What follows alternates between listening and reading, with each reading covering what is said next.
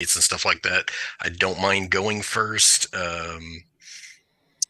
It's up to I don't care. Just whoever, whatever gets decided, I can go with it. Well, my shorts have been blowing up. I got almost 4,500 subs this month, almost, and Sweet. 4 million views. That is Right a lot. on. Juicy. Averaging 1 million a week. That's huge. What have you done different? Shorts. Ah, See, I had the opposite issue with granted, my channel is tiny compared to yours, but I was doing great with shorts until March 1st, and then all of a sudden, all the reach just dropped right out. Yeah, they updated the algorithm, but I had one of mine get 600, 700,000, one get 400, like 7 get like 100,000. that is indeed huge. And okay, we should be good to go. So what I'm going to do is I'm going to go on screen and I'm going to say, this is where when I do a cold open in about 60 seconds, I'll say, hey, everybody, today we're debating evolution on trial and we are starting right now. And then this is, since it's not a yes, no question, there's no clear affirmative. Does either side have a preference on who wants to go first? I can go first. Cool. I'll say with the evolution side, and I'll say with Tom. I'll say Tom from the evolution side. Floor is all yours. And at that point, just like usual, you can pick up the ball and start running. And then, good, looks great. All right, here we go. First, I'm going to start the stream. Then you'll be able to see or hear us, but this is just to be sure the connection's good. 99% of the time it's good. And yeah, this will be fun. Thanks for coming on, guys. This is always fun for me. It gives me an extra spring in my step. And hello, everyone. a lot of We've fun. talked a But lot yeah. on this channel. All these people in the live chat. I just see some of these trolls. Oh, man. But I like the freedom. If they want to. Hey, just FYI, James, right now my house is relatively empty and I've got peace and quiet and the door's locked, but people are going to show up in a little while. So if I have to duck out, I will try and be back as quickly as possible. No problem. Thanks for letting me know. And here I go. And then, yeah, I'll update the title as we go. But here we go. Thanks, guys. Here I go in 3, 2, 1. Ready, set. Here I go. Hey, everybody. Tonight we're debating evolution on trial, and we are starting right now with the evolution side's opening statement in particular. Tom, thanks for being with us. The floor is all yours. Yeah, absolutely. So I want to share sound here. And I think this is the right video. Share. Can you guys see it? Hello, everyone. We've talked a lot on this Cool. channel about how evolution is used to understand the past. But today, we're going to talk about how evolution can be used to predict the future. So, let's jump right in.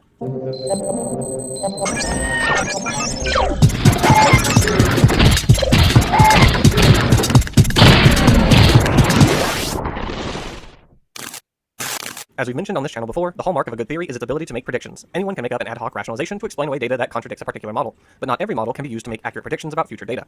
If the evolution of all organisms from a set of common ancestors is true, then we should be able to test that. As it happens, we can. We can test it in numerous ways, with morphology, ecology, biogeography, genetics, and with fossils. So, let's take some examples. Darwin himself provided numerous predictions. One of the most famous was the prediction of a pollinating insect that possessed a proboscis with an absurd length that could reach down inside the flower of a peculiar species of orchid from Madagascar that held its nectar deep inside a long tube.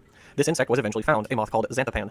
Darwin also observed that the bones inside the wings of birds looked like they were fingers that got fused together. So he predicted that a fossil of an ancient bird with separate fingers would be found one day. This ended up being Archaeopteryx. The first specimen was discovered just 2 years after the publication of Darwin's book on the origin of species. But the evolutionary predictions didn't end there. An example of a modern prediction of evolution is one we have discussed at length, the chromosome 2 fusion, including all its details such as the telomeric repeats at the fusion site, 2 centromeres, one of which is deactivated, as well as the conserved synteny between chromosome 2 and the 2 that remain separate in the other great apes, which can only be predicted based on common descent. Not only was the fusion predicted, but creationists have been completely unable to refute it. But since we already made a video about that, we're going to leave it there. The prevalence of mutations in organisms even allows researchers to make predictions about their prevalence in populations. For example, there are different types of mutations, such as mutations from guanine to thymine or from cytosine to adenine, etc. These mutations occur at different rates in the human population, so are found at different frequencies. Using these frequencies, we can generate a graph like this, showing the signature of mutations. If mutations were also the cause of interspecies genetic differences, then we would predict a similar spectrum graph when counting up the different types of nucleotide differences between humans and chimps. And we do. In fact, the spectrum also matches when you look at the differences between humans and more distantly related apes like gorillas and orangutans, and matches when comparing differences between those other apes such as chimps and gorillas. This makes no sense under a non-evolutionary model. Under creationism, it implies that a creator created interspecies DNA differences that just so happen to look exactly as though they had occurred by the same natural processes that give rise to within-species differences. It also makes no sense under a non-evolutionary model why genetic sequences for homologous proteins converge the further you go back in time, which was, by the way, also predicted under evolution. When we reconstruct ancestral sequences from different groups of species, we find that those ancestral sequences are more similar to one another than the descendant species, implying a branching pattern of divergence that fits the evolutionary model of common descent perfectly. Researchers also sometimes make predictions about specific genetic homologies in organisms. Michael Coates wrote the 2003 The Evolution of Paired Fins, when he specifically notes the homologies between scapulocoracoid or pectoral fin cartilage and certain branchial or gill arch cartilage. His abstract ends with this, quote, "No transformation of arch to girdle is necessarily implied, but some signal of developmental relatedness is predicted," close quote. And sure enough, the 2009 paper, Shared Developmental Mechanisms Pattern the Vertebrate Gill Arch and Paired Fin Skeletons by Gillis, Dawn, and Shubin, found, quote, "The molecular patterning of chondrichthyon branchial rays, gill rays, and reveal profound developmental similarities between gill rays and vertebrate appendages," close quote. Another example of a very precise prediction concerns our yolk, or rather lack thereof. As all amniotes, our embryonic development is typified by the formation of several membranes, among them the amnion, hence the name. These membranes retain the moisture for the embryo, which allowed amniotes to invade dry land. Most amniotes lay eggs that contains a massive yolk sac filled with nutrients, which allowed for the development to be more complete before birth, without the need for a post-birth metamorphosis stage, as is the case with amphibians. Egg-laying is the ancestral reproductive state of amniotes, and there are still a few mammals around that do this, like the monotremes. However, eutherian mammals like us have a placenta that made the yolk sac obsolete, but curiously we still have a vestigial yolk sac that doesn't have any yolk in it. All of this points to the conclusion that our ancestors once laid eggs containing a yolk sac filled with yolk. And yolk is mostly protein coated by genes, so if eutherians are descended from amniotes that once laid eggs with yolk, we should expect to see leftovers of these genes in our genome, and we do.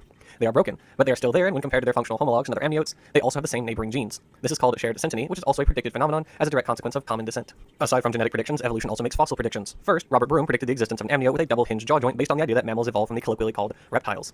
The jaw joint of ancestral amniotes is formed by the articulation between the articular and quadrate bones, while that of mammals is between the dentary and squamosal. Broom deduced that the only plausible way for this transition to have happened is that, at one point, both jaw joints were together at the same time, and this was discovered decades later in Proboscis and a whole host of other near mammal fossils. William Deeb predicted that birds should have gone through a stage in their evolution where they had asymmetrical flight feathers on their front and back legs.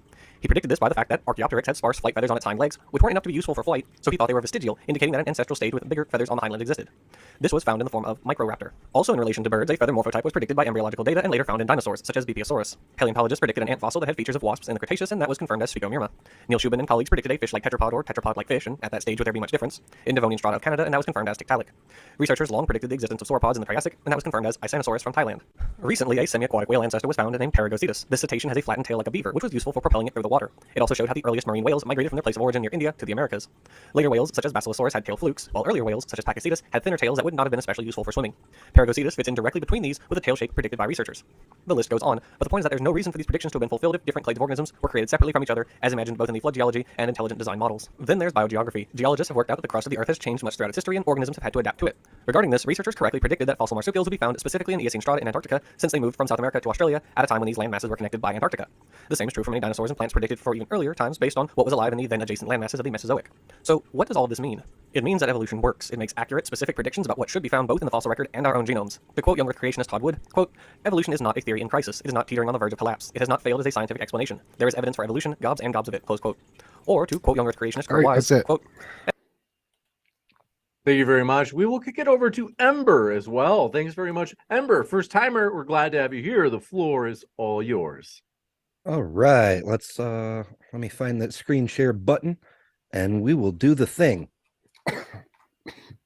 Boo, boo, boo. Oh, I have to actually open the files first, don't I? Okay, open the file.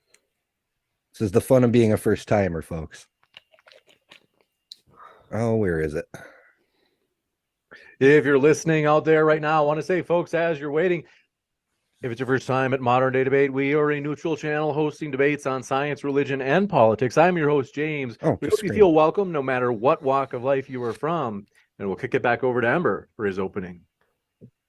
All right. Is that showing up, folks? Yep. Cool. Okay. Now I need to be over here so I can control my buttons. Okay, so 6 minutes. Let's do this. Is evolution science? So first, what is science? Science definitions vary. For tonight's purposes, let's say science is not about being right. It's about building models that make it possible for us to understand reality, that make useful, accurate predictions.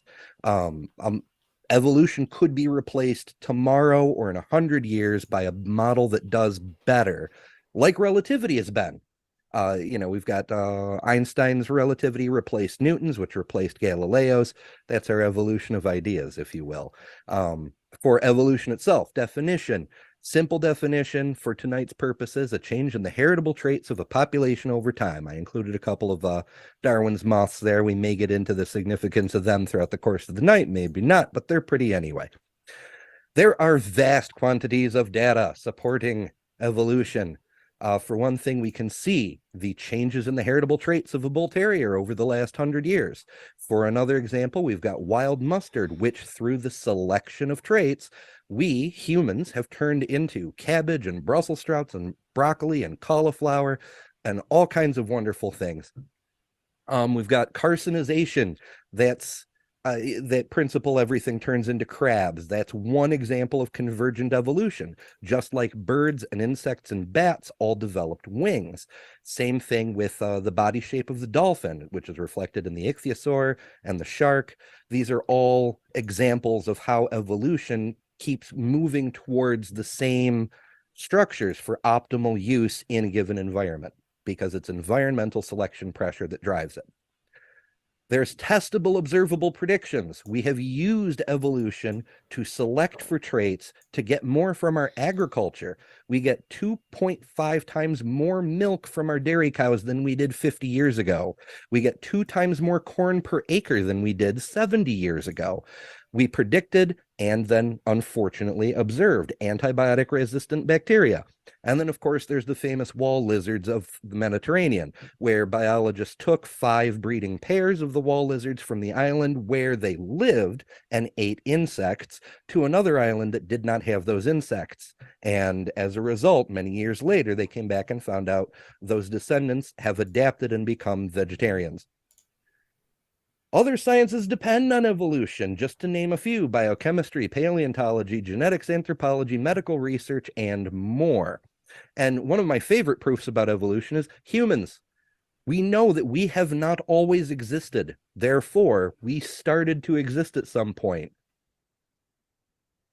The crazy thing is that everybody already believes in evolution. Creationists, like in TJump's video, creationists have to accept that evolution exists.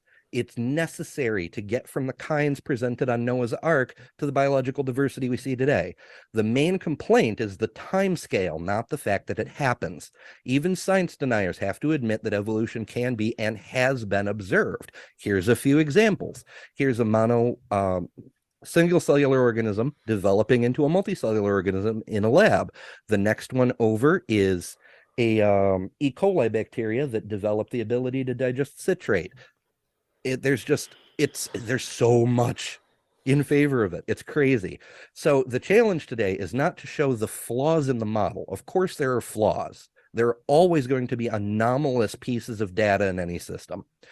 The challenge today is to demonstrate a better, more accurate model. And that is the end of that. Thank you very much for that opening statement. We are going to kick it over to the, you could say, skeptical side of evolution. But before we do, I want to mention, folks, if you have been living in a cave on Mars with your fingers in your ears and you didn't know about our upcoming in-person conference on Saturday, April 22nd, you can see this at the bottom right of your screen. DebateCon 3.1 is Modern Day Debate's own debate conference. It's going to be in Fort Worth, Texas.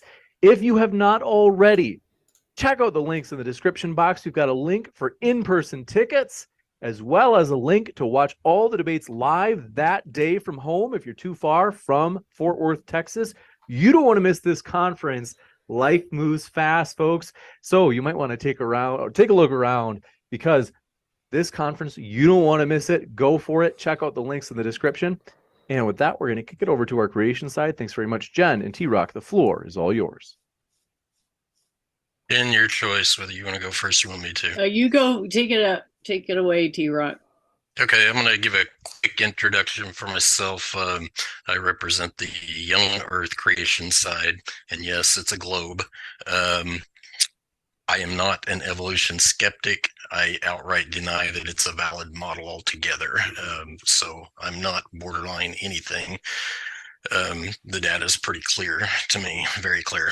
So with that, I'm gonna start with the nature of the fossil record, just because it happens to be some of the material that I had prepped, and it's pretty good.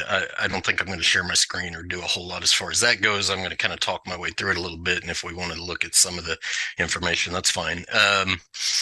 The fossil record. So that's one of the big supporting arguments for evolution.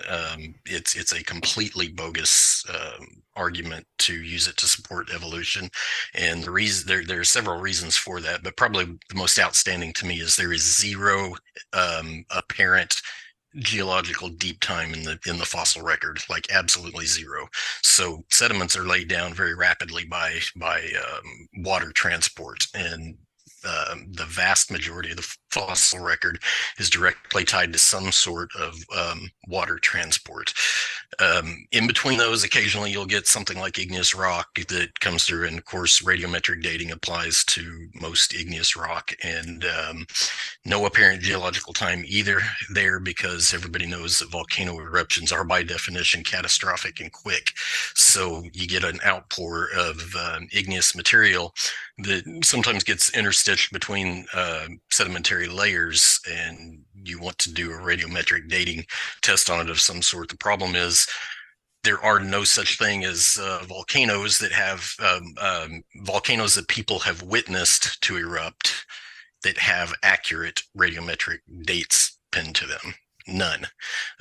So the counter argument is typically something like, well, you have to use the correct dating method, and young volcanoes don't fit in that. And that's a very poor argument to say the very best you can about it, because if a young igneous formation does not reset the clock on radiometric isotope ratios, then there's basically no way to argue that older ones that nobody's seen somehow mysteriously had that ability. So the absence of apparent geological time is a huge factor in looking at the fossil record. Another really big important factor to look at is that if you take an example like the coelacanth, I think the first coelacanth that was discovered was pinned with a date of something like 300 million years.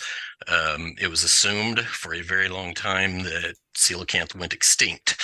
Okay, fast forward, I don't know, a couple of decades, I think, but somebody discovered live coelacanth fish off the coast of Africa somewhere. What does that tell you? Absence from the fossil record is zero indication of extinction. It means absolutely nothing. So when you try to make predictions about extinction from the fossil record, it's doomed to failure, because eventually what happened was another coelacanth was found, and I believe it was pinned at a date of somewhere around 60 million years. So you had a 240 million year hiatus, and guess what? The one that was found at 60 million years was just as recognizable as the one that was dated to 300 million years, which was just as recognizable as the live version found off the coast of Africa. In other words, extreme stasis is yet another problem for trying to predict extinction in the fossil record. So without the ability to predict extinction in the fossil record, and combining that with the fact that just about everything you find is fully formed and has and a lot of it has a very close or almost identical modern counterpart to it, you can't use the fossil record to predict arrival either. So it fails on both points in a very serious way. On top of that, most of the time studies that you do, they all have some sort of interdependency built into them, and so people like to talk a lot about what's the word I'm looking for? The error bars. They like to talk about the error bars and how they pin you down to a pretty tight precision. That's a fallacious argument just because it completely misrepresents how the science is actually done.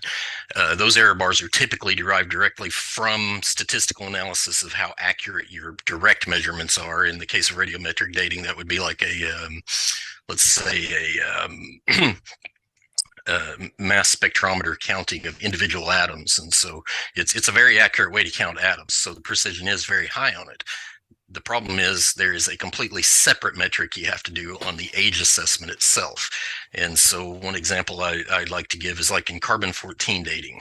You can measure atoms as accurately as you want to all day long, but once you get outside of observable human history, you have to have something to gauge its accuracy by. So if you go out and start counting atoms of carbon-14 in diamonds or coal or dinosaur soft tissue or something like that, you can find significant levels that are above the so-called background radiation or whatever.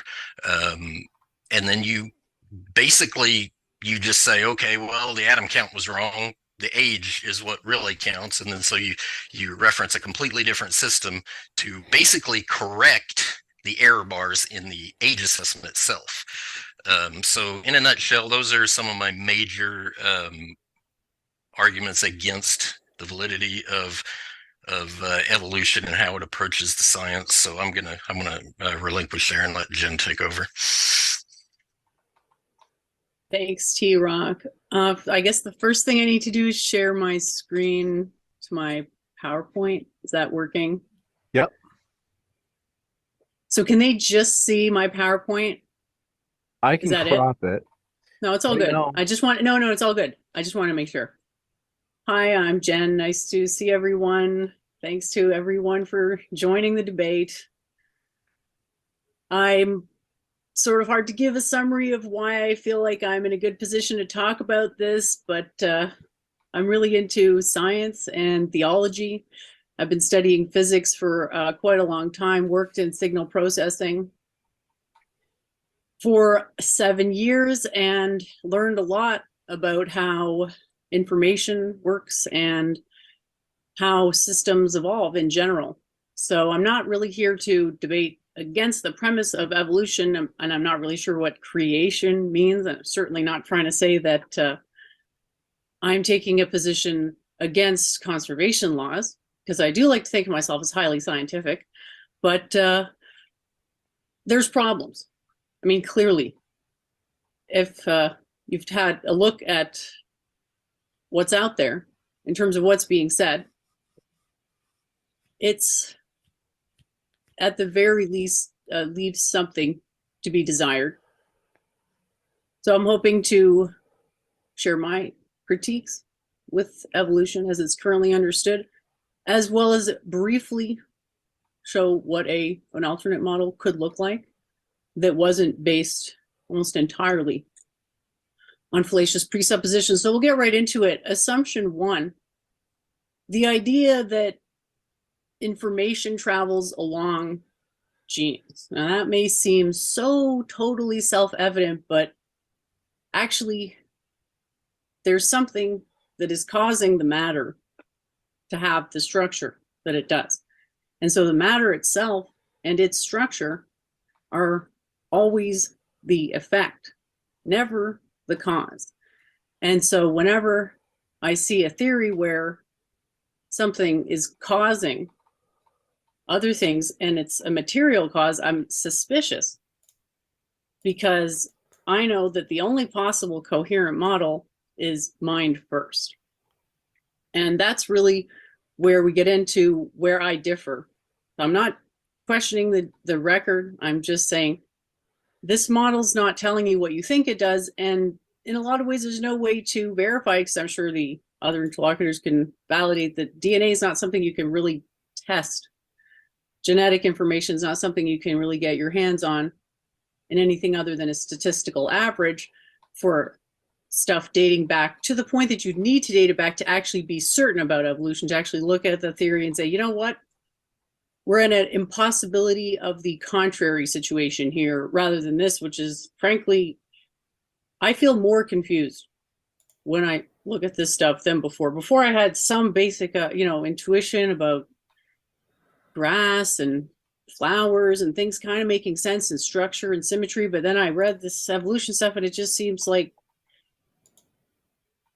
linear presuppositional gibberish. But anyway, assumption 2, genetic variation is heritable. That seems so right, doesn't it? But it's actually not how it works, because the mind is the decider. So where the actual first domino gets pushed is when you remember your parents based on shared traits and reincarnate into a fetus based on how similar you are.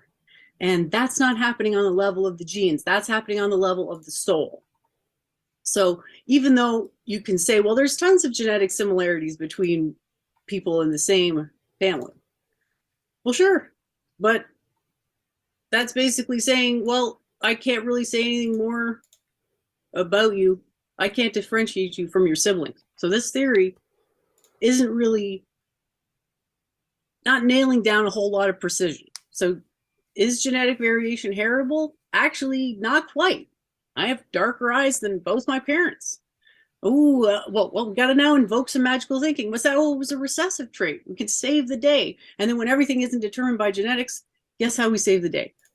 Epigenetics. So just really invoking magical terms at every turn. That's telling me it sounds more like theological gibberish and not so much a scientific theory, which is a really simple model or structure that you can put some information in, get some information out that's different, that tells you something about something that hasn't happened yet, aka a prediction, just in case anyone forgot.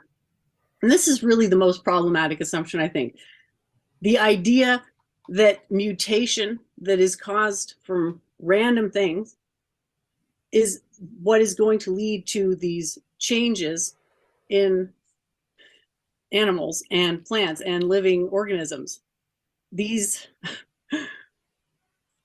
claims like this are completely unverifiable because a term like randomness is completely undefined. Assumption 4.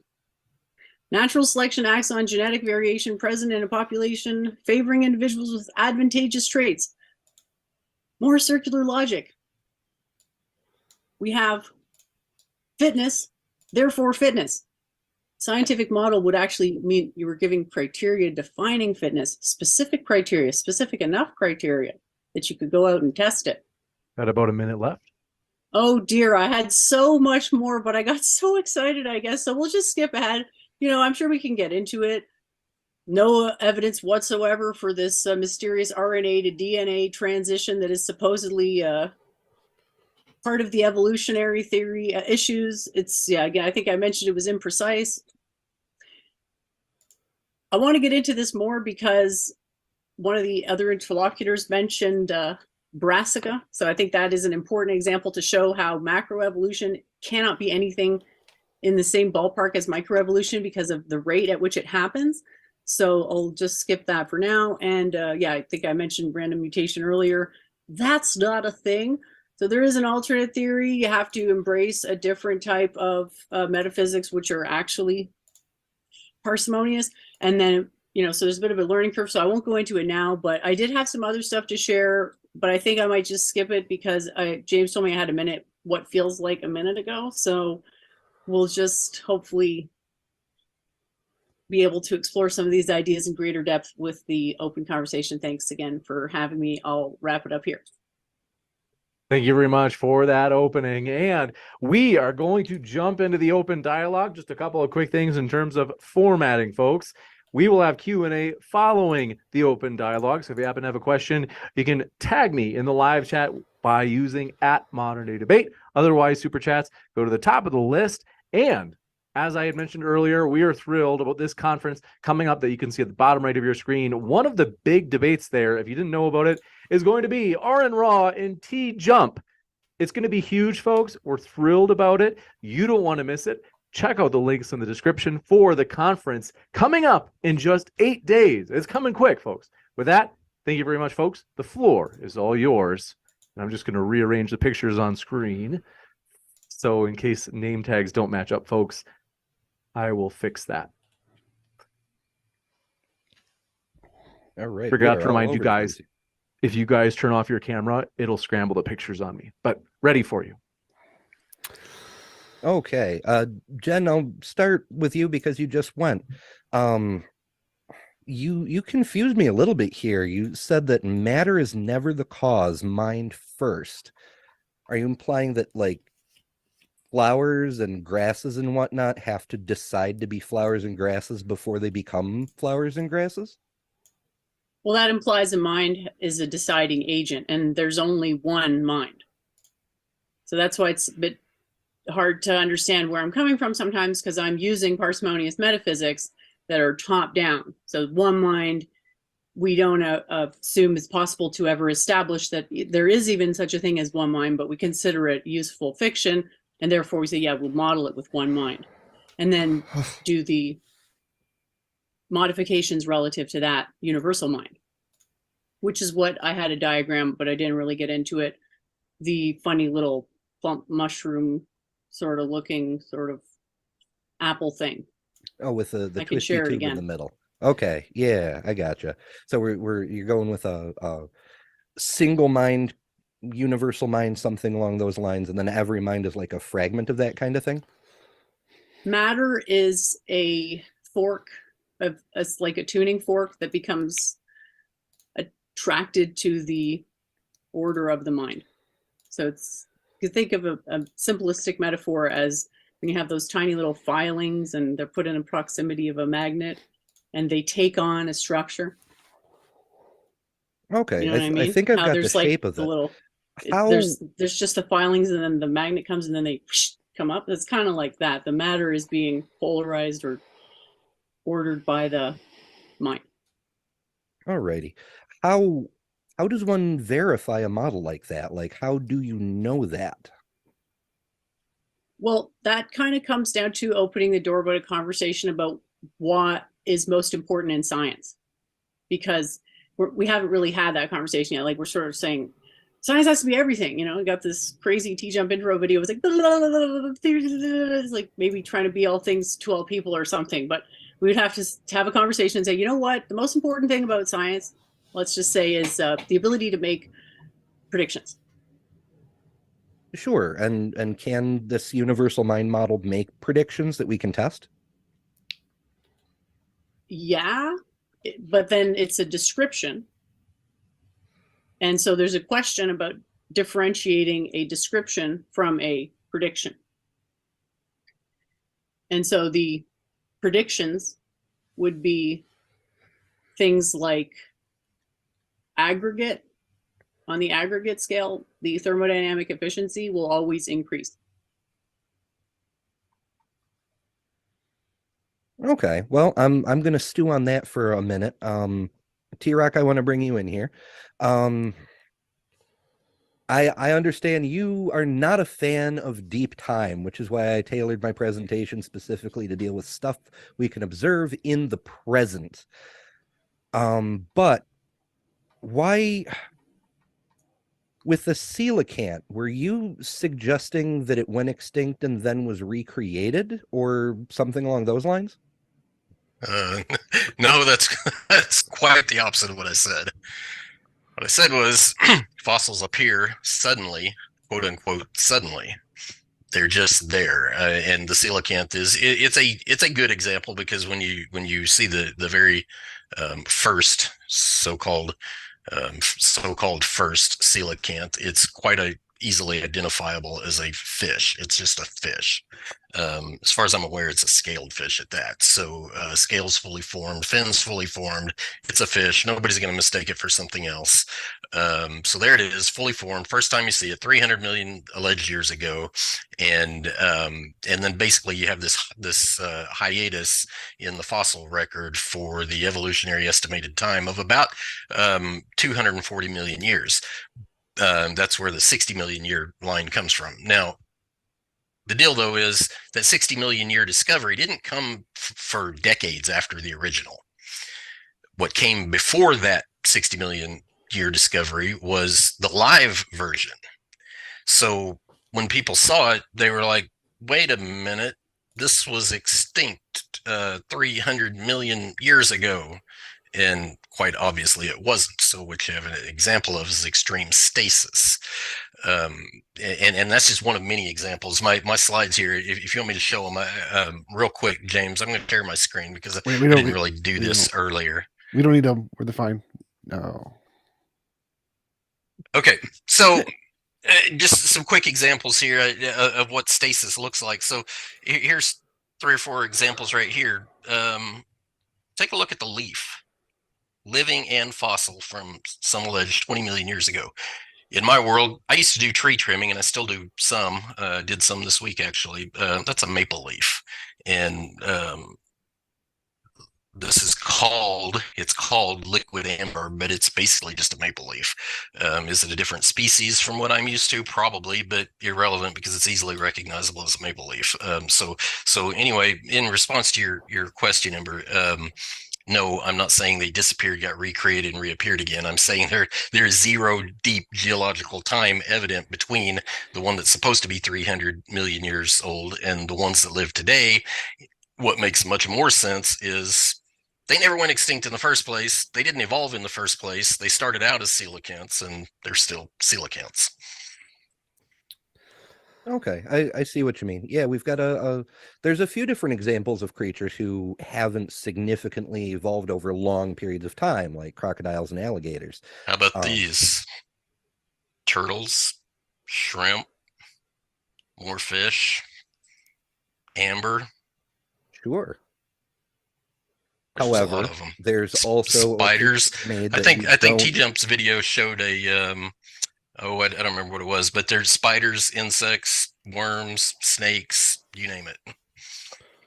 Yeah, all kinds of things. Earthworms have been largely unchanged for millions of years as well. There are certain optimal configurations, as we've seen with modern living creatures experiencing convergent evolution.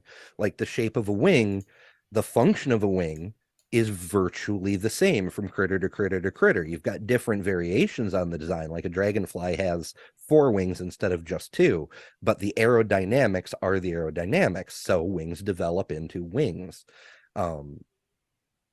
Also, it's worth noting that we don't yet have every fossil. Like, the Earth is huge. We have a percentage of fossils. We don't even have enough fossils to tell what percentage of fossils we have. So just because we haven't found a coelacanth within that large window of time doesn't mean there isn't one. It's sort of a black swan kind of thing, if you see what I mean. Well, that's what I was saying. You can't predict extinction by the fossil record. But you nobody can't does that. predict arrival either. Nobody does that. It's not a thing. It's not like we can predict. No one's trying to predict extinctions by the fossil record. That's not a thing. So I don't know why you think that's significant. Like, obviously, I'll give you a real quick rundown of why. And maybe the word predict isn't technically the correct thing, but essentially that's what they're trying. It's a post-diction, really. But the reason I say that is because the classic is the KT boundary with the so-called iridium boundary, where dinosaurs went extinct specifically because of that event. But it's the same basic problems with the coelacanth. Dinosaurs didn't go extinct. Nobody's predicting all dinosaurs went extinct. Birds are dinosaurs. Crocodiles are dinosaurs. Sharks are dinosaurs. There's lots of things that are dinosaurs that still exist. No one's trying to predict things going extinct by the fossil record. It's just not a thing that science does. Obviously, if you have a fossil of one thing, it could still exist today. There could be a T-Rex hiding in some kind of forest that we just haven't discovered yet. That's possible. Right. No one cares. It's irrelevant to evolution. It's irrelevant. What is relevant is the ability to make predictions about the future of things that we actually are trying to predict, like EVR patterns in DNA, like double-hinged jaw joints that we're going to find a transition between a lizard and a mammal, like a Tiktaalik, a transition between a fish and a lizard, Archaeopteryx from dinosaurs to birds. These are predictions we've made that have been correct. These are real evidence. So you guys have a hypothesis, a nice thing that makes you feel good in your imagination. Predictions are for things that haven't happened yet, not descriptions of things that have already happened. So, Jen, if I predict I'm going to find a gold brick in my backyard, that's a prediction. And if I find a gold brick, that is a confirmed prediction. So if I predict we're going to find a double-hinged jaw joint evolution between right, but let's go a little further back from that and look at the assumptions. But we're still at the part of understanding the assumptions. Hold up, Jen, let me finish. I don't disagree with you on the out. You don't need to explain to me the same thing for the 50th time. Let's give Tom a I want to know how you can justify your presumption. I do want to go give ahead. Tom Tell me your presumption laden stuff, Tom. Jen, I do have to give Tom a chance to finish, and then I promise to come over to you. So the ability to predict things we don't know yet, like a double-hinged jaw joint transition between lizards and mammals and getting it right before we knew it, that's evidence. That's real evidence. You guys don't have any evidence. You have an imaginary story that makes you feel good. But what we need is some way to differentiate which of these hypotheses is better. And the way to do that is the one that can make the correct predictions the most. Evolution makes tens of thousands of these. Now, Jen wants to bring up about your assumptions. Assumptions are irrelevant. You can make any assumptions. Well, I was trying to tell you that predictions are about the future, Tom. So if Yes. evolution was actually a model, it would tell us what we were going to evolve into. No. Not, oh, well, okay, I'm going to go and find some stuff and just put it in my tree diagram and then it's going to make sense. So the issue is, what's the basis for the assumption that the way things look is dictated by their genetics? Well, those seem like two different questions. First is no, evolution does not need to predict what we're going to evolve into. Evolution says that we're going to evolve into what is whatever. If it were is a theory, Tom, it would be shush, predicting the future. Shush. Let's give Tom another 30 seconds and we'll come over to you, Jack. So no, you do not need to predict what we're going to evolve into. Evolution is saying we will evolve into things that are more conducive to the environment, whatever the environment is. Do we know what the environment's going to be? No, because environments change based off of geology and other things. So no, you don't need to predict what we're going to be. Predictions apply to any unknown facts about the universe. Can you predict that those will be known prior to us actually discovering them? It applies to anything in the past too. You don't need to predict what we're going to evolve into. Literally irrelevant. So geology is not a science either, I guess. It is. But seriously, I just want to know where you get the assumption that the way a species looks has anything to do with its genetics. Well, that's not an assumption. That's literally like It is an assumption, I'm afraid, of evolutionary theory. No, we can literally change the genetics and then watch the species form and it has a different shape. This is your same argument as we can cut out someone's brain and therefore consciousness comes from the brain. Well, that's the same argument as that. It doesn't actually justify it's just, you're just circularly reasserting your presumption. I'm asking, forgive me, if you're going to use an axiom, if in my system, if you're going to make something an axiom, it has to actually be empirically verifiable, like anytime you want. It's got to be so obvious as to be borderline self-evident if there can be such a thing. And this does not really seem that way because it can actually, be falsified. Let me say something real quick about this whole prediction conversation. I've got a slightly different perspective than Jen does, but I definitely appreciate what she's saying because she's absolutely correct. And you're not predicting anything. What you're doing is using inductive or deductive reasoning to basically follow a pattern. That's what you're doing. Okay, but here's the deal: when you start citing prediction as the thing that validates your model. Yep. Evolution falls really, really flat on this. And the reason I say that is because when you're going to make a quote unquote prediction in the colloquial sense, if you're going to make a prediction based on your model, and say that it distinguishes your model above another one, you have to use the principles that are exclusive to your model. No, you don't. Cannot use the overlap area. And so, citing things like you have no evidence, there's huge evidence. You have to micromanage your definition of evidence to say otherwise. There's a giant fossil record out there buried in marine. Go back to the first thing you transport. said. Go back to the first thing you said, that you need to make predictions that are specific to your model. That's wrong. Like, no, that's completely wrong. Like, no one is. You literally can't do that. That's not what I said. That's not what I said. What did you say? What I said was, if you want your model to bear the status of standing above another model, you have to get out of the overlap zone and you have to use the principles that are exclusive to your model. That's wrong. That just shows you don't understand science or philosophy. No, that shows you don't understand the difference between... Stop. One second. No, you stop for a second. You talked for quite a while, I need to give the argument there. So you don't understand basic philosophy here. It's called the problem of underdetermination. There is no ever being able to get over to like exclusive facts that are only in your model. There's always infinitely many empirically equivalent theories that can explain all of the data, no matter what. We could all have been created by leprechauns farting out the universe 5 seconds ago, and that could create all of the evidence we see in front of us. So the fact that you want to have some exclusionary fact that only works for one hypothesis is just an ignorance of basic philosophy. You can't do that. Doesn't matter. No one wants that. What we want is the ability to take whatever your hypothesis is, no matter how ridiculous, and use it to predict things we don't know yet and get it right. That's evidence. It doesn't matter if it's exclusionary, because you can't get that. You literally can't get that. Okay, so you might have that as your backdrop philosophy. It's not mine. It's not logical, and it's logically inconsistent. And I'll go a big step further and say it's actually self-defeating.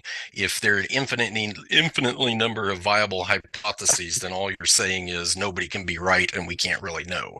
That is just it's obviously self-defeating. Wait. So tell me about the leprechaun. So leprechauns could have farted out the universe 5 seconds ago and made everything how it looks today. Why would that not explain all the data? Because that is pure fantasy. You don't need to invoke leprechauns. It's about necessary conditions, not whatever crap I can think of. This is a specific question. Why would, suppose there are magical leprechauns, they farted out the universe 5 seconds ago to exactly the way it looks to us today, including our brain states with all of our memories and all of the empirical data we see, why would that not explain all of the data? Everything we see. Literally everything. Because it has a positive formation energy? That doesn't make sense, Jen. How much energy would it take to make farting leprechauns big enough to make the universe? I don't know. Take a lot of energy. The universe minimizes energy. Your argument is invalid. No, it's not invalid.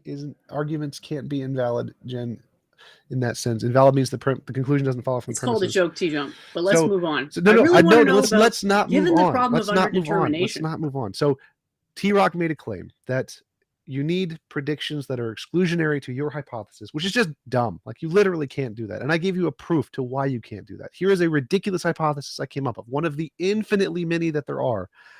Leprechauns farted out the universe 5 seconds ago with all the data we see. Actually, you literally can.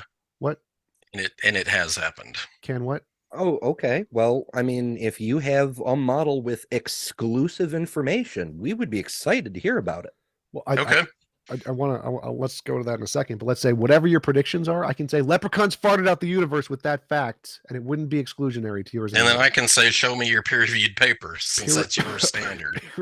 What does that have to do with your original claim that you need predictions exclusionary to your model? I just proved that claim false. You don't need that. No, you didn't. You dreamt up a fantasy story and said it proved the claim false. Okay, I'm going to demonstrate in real time how the difference in actual predictions play out between evolution and the young Earth creation model.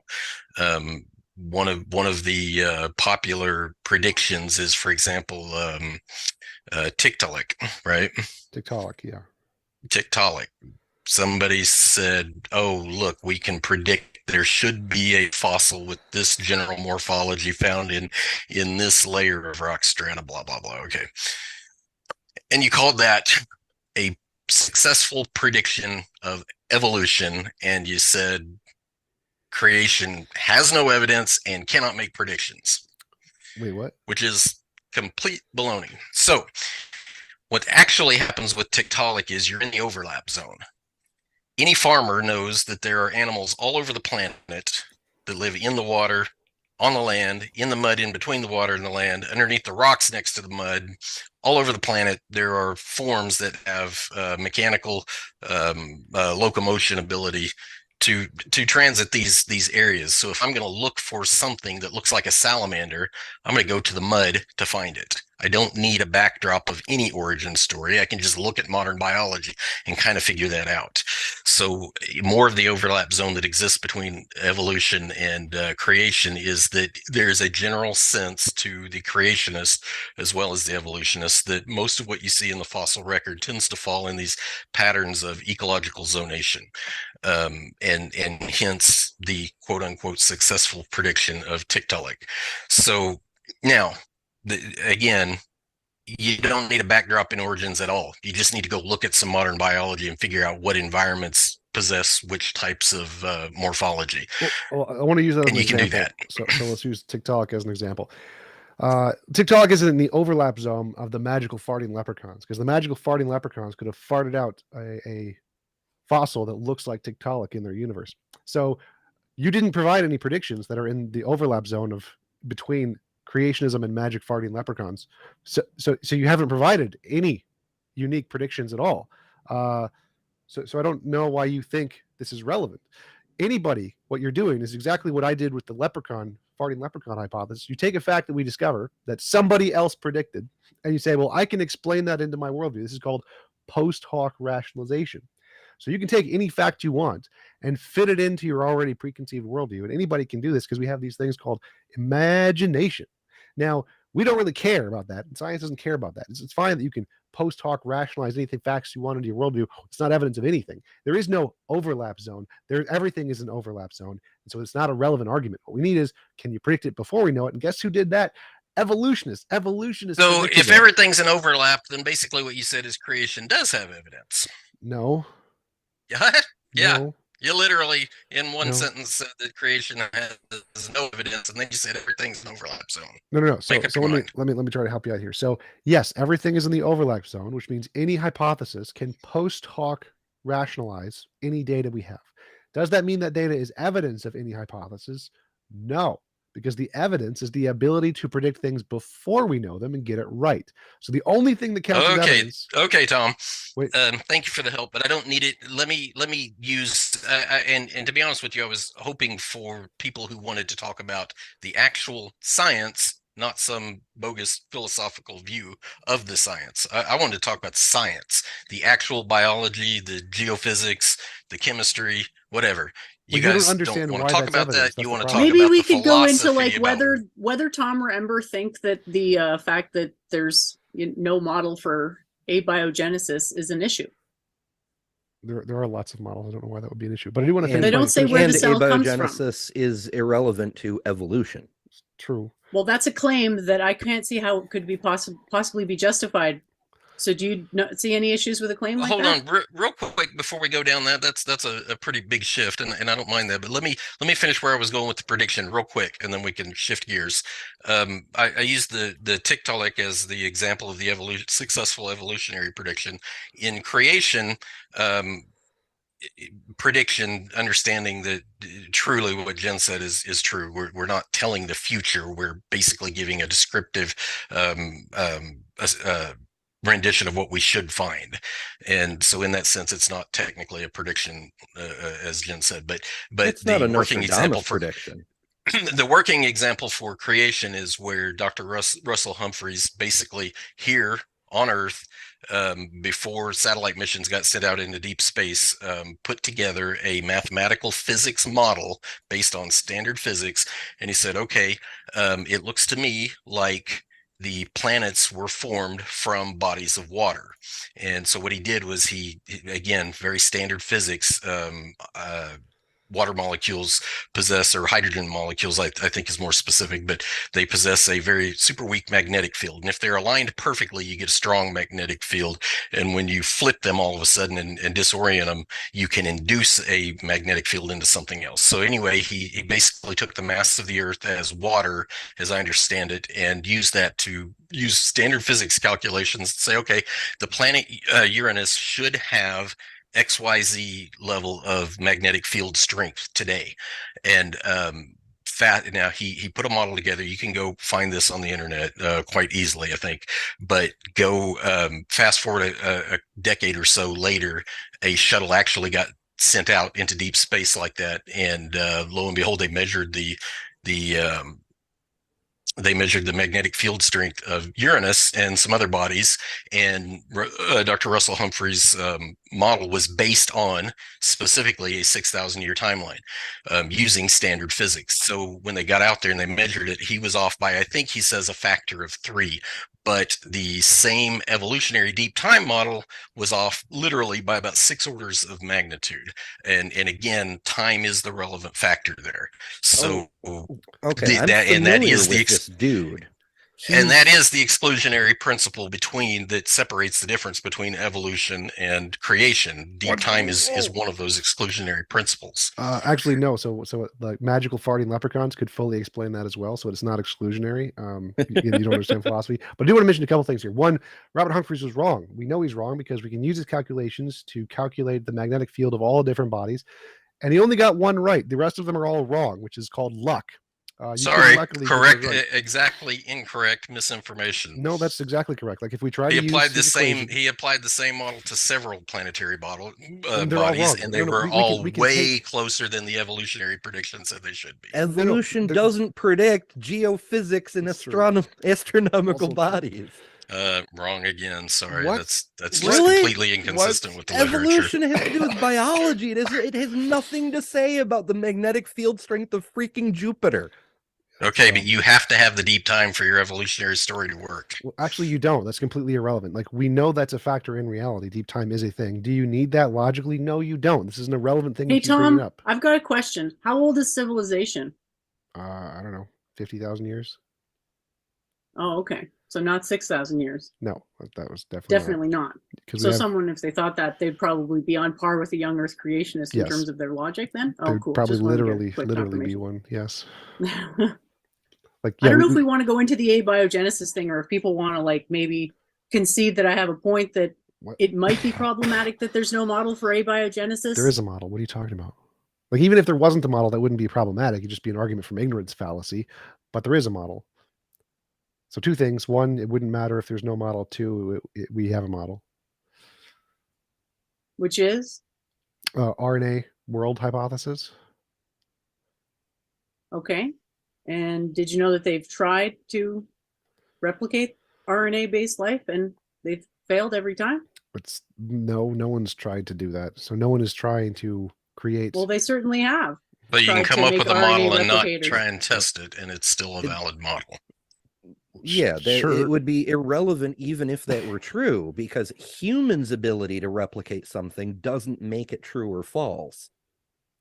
But verification, you'd agree, is part of the scientific method. It literally if we sounds to me tried like it- you both just said that evolution is unfalsifiable. No. not from a totally unrelated question that hasn't even been seriously investigated.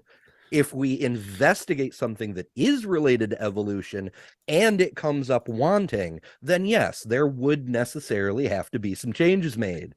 But from where we sit right now, we really need an entirely different model to come in and do head-to-head combat with evolution and do a better job of describing reality. And so far, I'm not seeing one. I'm just seeing a couple nitpicks about the magnetic field strength of Uranus and the lack of proof for abiogenesis.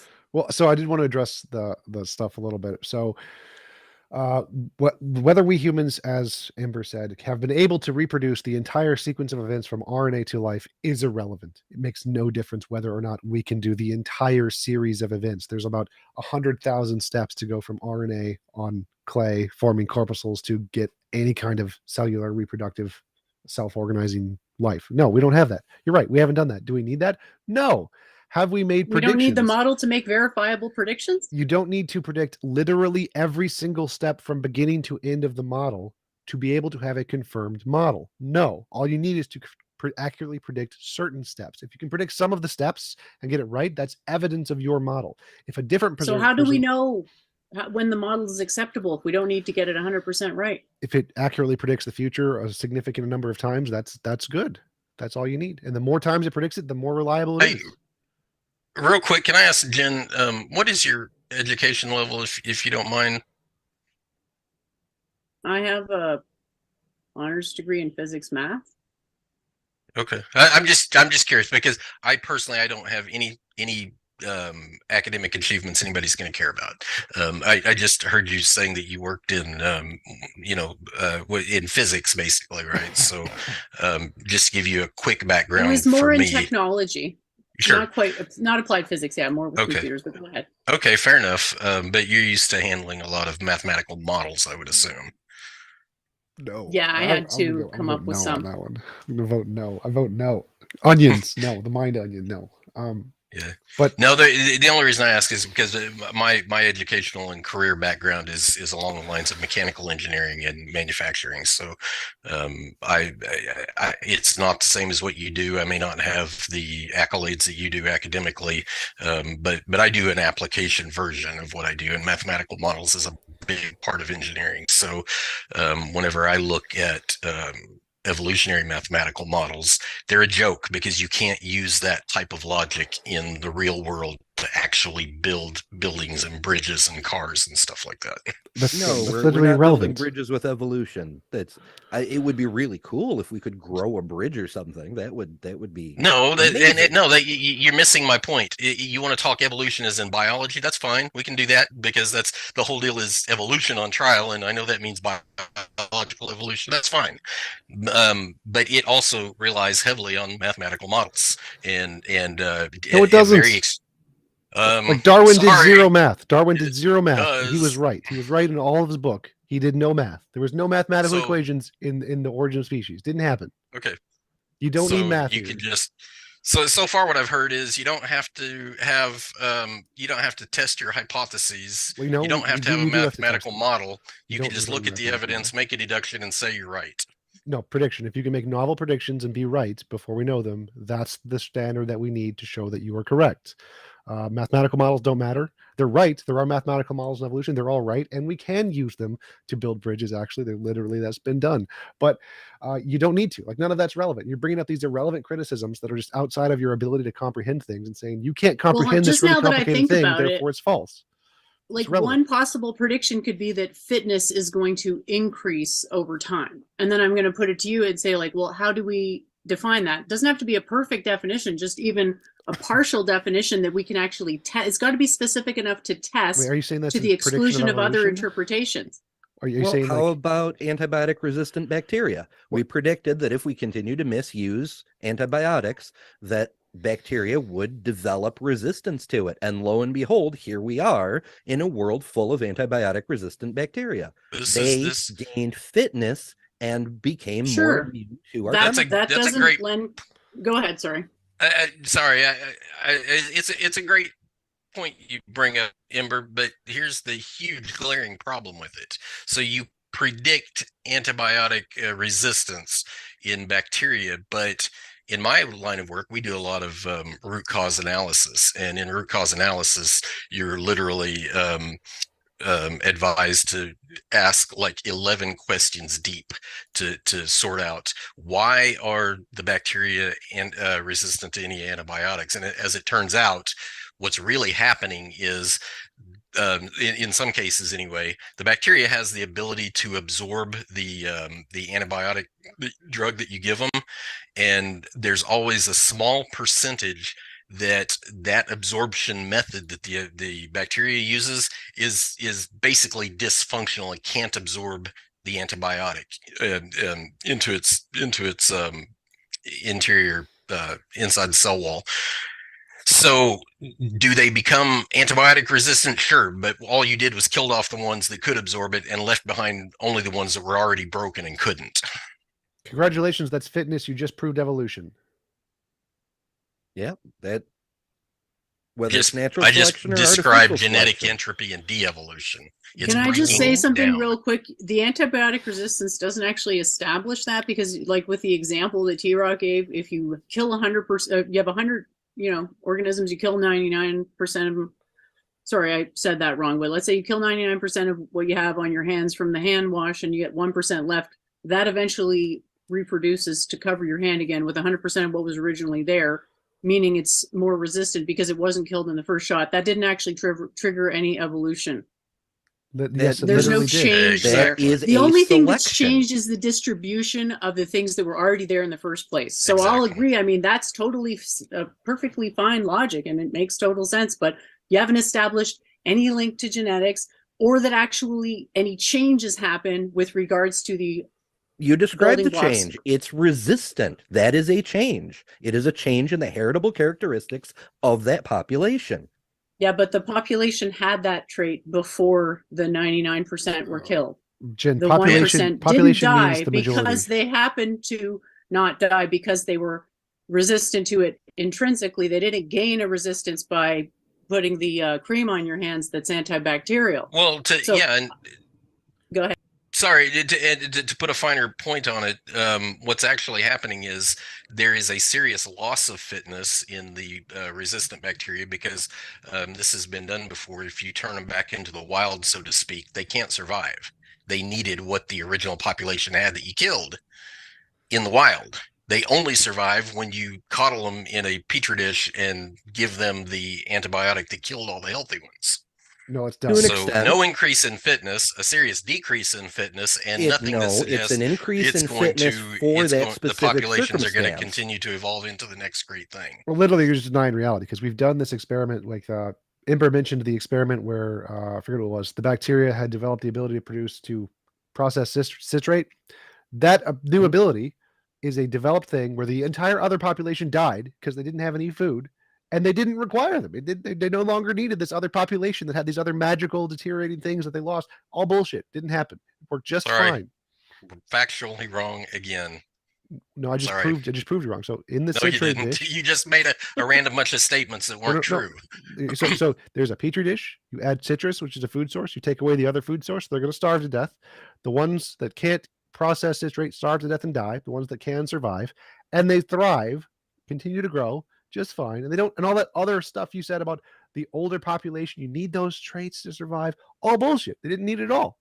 So it's just wrong. You haven't established any genetic drift. You've just established a drift in the distribution of the population. So I'm trying to entice you to go a little further and question the assumption that what is motivating the change is biological I'll tell material. you what actually happened with those populations is they did have the ability to digest citrates, but they don't normally do it. So they have a regulatory gene that allows it to switch back and forth. It is normally switched off.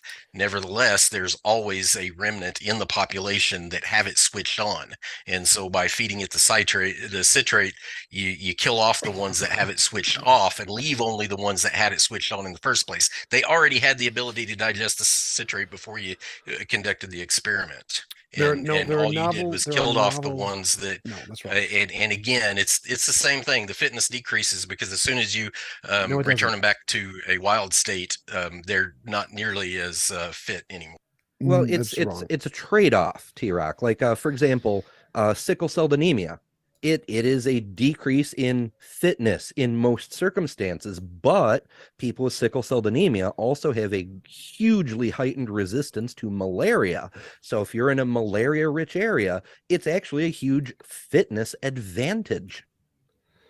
So fitness is based on the environment. So if you have an environment and a specific organism is fit for that environment and you put it into a different environment, obviously it's going to be less fit for a different environment.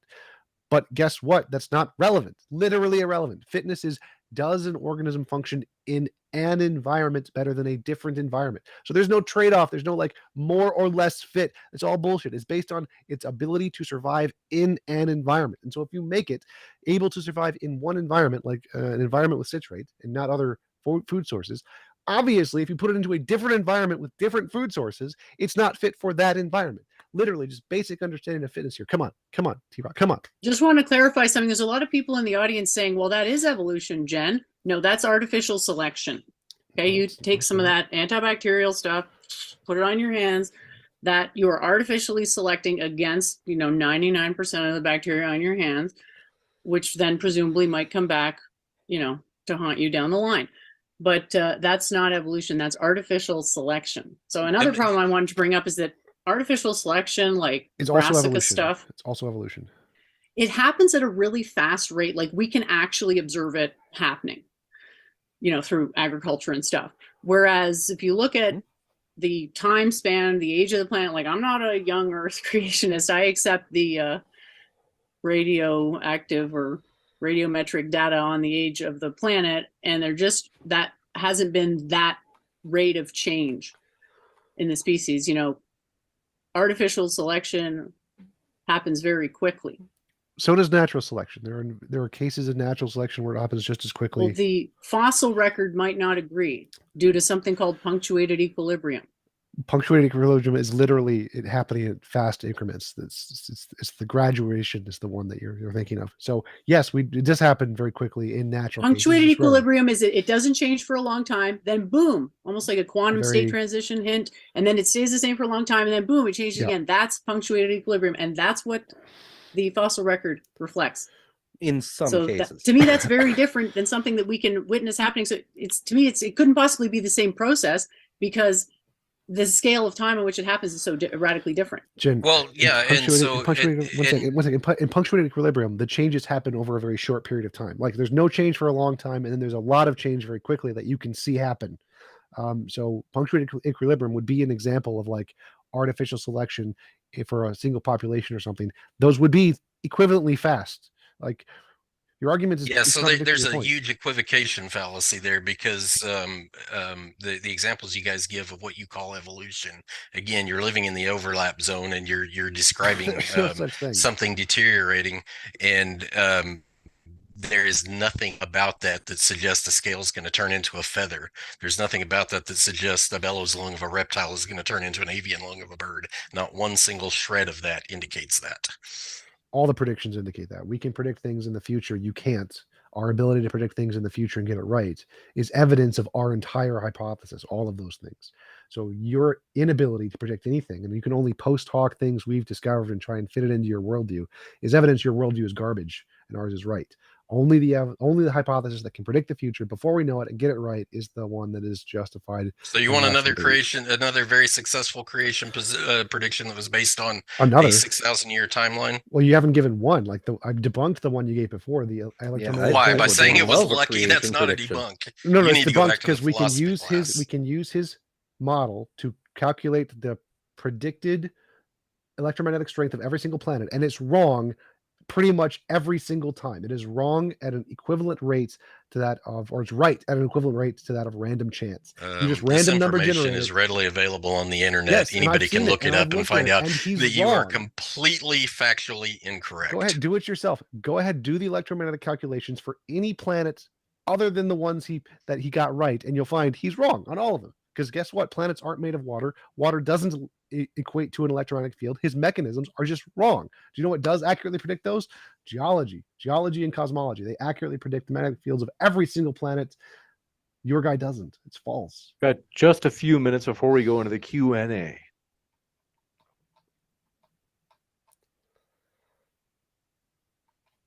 Any concluding thoughts? Potato. I'm still waiting to hear anything resembling an alternative model or even a single prediction. We'll jump into the Q&A. Go ahead, T-Rock. Sorry, I was just going to say you obviously don't accept predictions. You just you guys are just throwing some denial out there and calling it a debunk. Again, go look on the internet. Dr. Russell Humphreys. I'm familiar with Dr. Humphreys. Here's two more. He's wrong. He's a physicist. A prediction. The reason we're rejecting this, like you brought up why we're rejecting the prediction. That's true, because predictions have to be specific and correct at a higher rate than chance. Like I can predict the lottery numbers, and if I predict the lottery numbers for all time, I get one of them right. That's not a successful prediction that confirms my hypothesis. That's a lucky guess.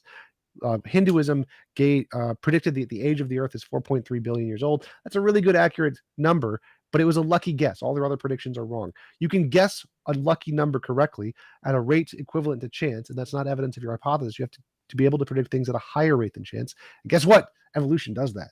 Tom, you ever produce your own mathematical model of anything? Yes. Like what? I write programs. You write a program? Yes. Does it require intelligent input? Sure, yes. Does it require your math to be correct? Hopefully. Yeah, I'm describing literally standard physics models using standard physics math, and you're just basically hand waving and saying it was a lucky guess, everybody's wrong, blah blah blah. That's not so how a mathematical model that gets or science either one work. So a mathematical model that gets 99% of the answers wrong and one right is a failed model. We don't accept those. So I don't get what you're missing here. Let me give you another quick example of where a successful mathematical model based on a very short time frame made a successful prediction in your terminology, and that is where the helium retention in zircons was discovered via a prediction that they should be there based on 6,000 years of elapsed time. Nobody thought they should be there. all the models said, no, it can't be there, blah, blah, blah. Too much time's passed. Helium slips out between the lattice structures of crystals too easily. And lo and behold, there was the predicted amount in those crystals based on a standard physics model with a 6 time constraint. So I would need to know the methodology of why you think that the helium is in the zirconium, and then I need to apply that to other physical to other particles to see if the same model that we use to make this prediction is accurately describes the other things. And guess what? I would bet you $1 billion right now it's going to get it wrong 99% of the time and get a lucky And your guess. mathematical model that you just spewed is guaranteed to be incorrect. Well, you know what, T-Rock? I'm not familiar with any of that stuff you just said, but I'm willing to concede it. You win on that point because it makes absolutely no difference to evolution. So evolution, the standard model of evolution doesn't require deep time. Is that what you're saying? The standard model of evolution has absolutely nothing to do with finding heliums and zircons. But does it, the whole point is the time constraint that evolution has to operate in. Your prediction about helium and zircon does not prove there's no deep time. It's irrelevant. It's irrelevant. Any closing thoughts, Jen? It was an interesting debate, and I appreciate having a chance to bring up my points. And thanks everyone for being here, especially James, the host, as well as the audience members who had important contributions to make. Yeah, thank you, James. I know this one was really, really difficult to put together. We all appreciate you sticking with things. Audience, you should absolutely give James a like on this one because it was hard. Thank you for that support. Really do appreciate it. And we definitely appreciate your support, folks. So please do hit that like button if you haven't. In terms of quick housekeeping stuff, folks, if you did not know, Modern Day Debate is on podcast. You can find all of our guest links. So Jen's, T-Rock's, T-Jump's, and Ember's links, both in the description box here on YouTube. And if you're listening via podcast, as all of these debates end up on the podcast within 24 hours, so you can find us on Spotify, Apple Podcasts, you name it. You can also find our guest links in the description box there. Just want to let you know that. And we're going to jump into it with these questions. We're going to move as fast as we can. If you guys can do me a favor, just so we can get through as many questions as possible for the audience, if you're able to keep the rebuttals to a minimum, that way we'll be able to get through as many questions as possible. Malavia says, congrats, T-Rock, on demonstrating that you horribly misunderstood science. And Jen, you want to argue that the quote, the mind is the decider and that the soul is real, yet you have a problem with presup. We'll give you each a chance to respond to that if you'd like. Am I going first or? Help Sure. yourself. Well, okay. I'm not sure what to say to that exactly. Yeah, sure. Presuppositions are necessary, perhaps, to build a certain level of complexity or structure to an argument. Does not mean we always have to use the same ones, or that we shouldn't inquire as into the nature of the presuppositions themselves. In fact, it's the most important thing in philosophy, in my opinion. So thanks for the question. You got it. T-Rock, are you going to let him say that? They can say whatever they want. TJump did a pretty good job of just throwing claims out there like that, and I'm back where I was with TJump on this. You know, that's much more of a philosophical argument and just an empty claim than it is show me the hard science. Not one single evolutionist has shown me any hard science yet. What they've done is made some descriptive claims without a proper root cause analysis, and then said, "Oh, we don't have to have a mathematical model." Wow. What is science without your mathematical model?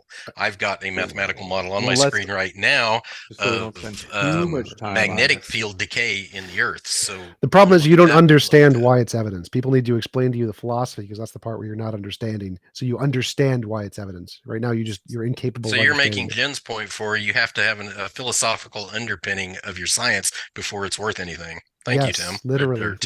Literally, science is a offshoot of philosophy. Of course, you need philosophy to build science. Obviously. This one from Matthew Smicer. Am I saying it right, Matthew? Let me know. It says Jen fan. You got a fan out there, Jen.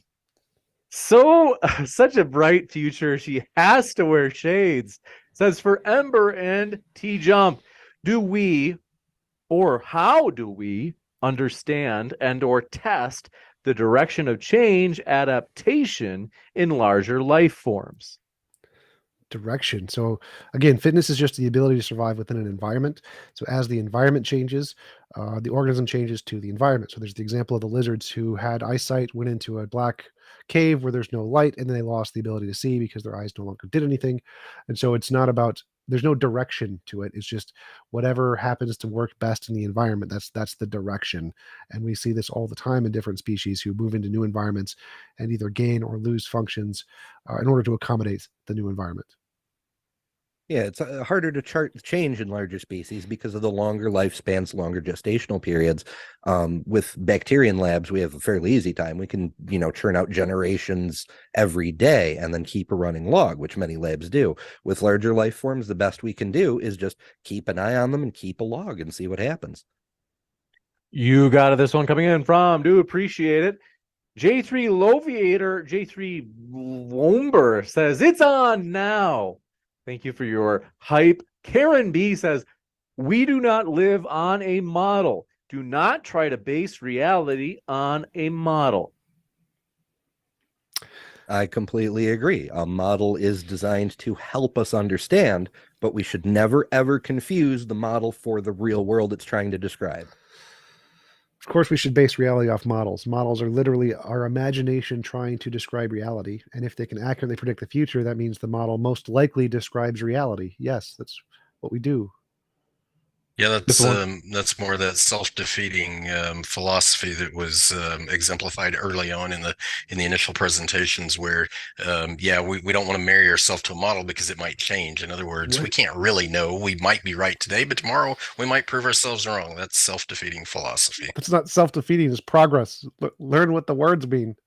I screwed this one up earlier. Jen, Matthew Smeisher also wanted to hear your response to what Ember and Tom said regarding how we understand or treat the direction of change or adaptation in larger life forms. If you can remember back to it, what would your response be? If you can't remember back to it, just let me know and we'll give them a chance to give a quick summary of what they said.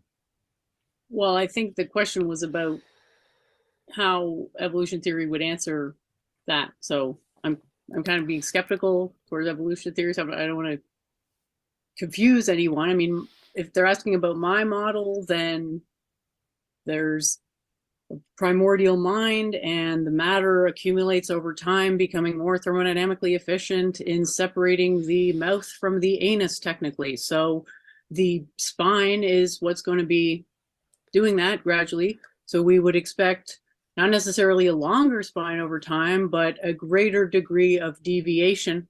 Okay, because the deviation from the primordial state is what gives you the, it's like with a Hooke's law, whatever that is, a spring. It's like the more it's compressed, the more power comes back. So in order to accommodate corporeally all the additional thermodynamic efficiency that evolution definitely is the direction we're going towards in, or however you say that, would be that there would be more pressure basically on the spine or spinal region over time. And that pressure is pushing away from the natural configuration of undeviated mouth to anus separation, which is, as I said, grows over time. So that would be a prediction of my model. At least I don't know how the other people are doing. Hopefully that answers it. Sorry if that's unclear. It's pressure. Juicy, to pushing say the down least. on me. This one coming in from Dingley Bumbus says 3 cheers for James, TJump, and Ember and Jen. Ember is new to me. TJump, James, Ember, and T-Rock. Sorry, T-Rock. T-Rock, are you there? I'm here.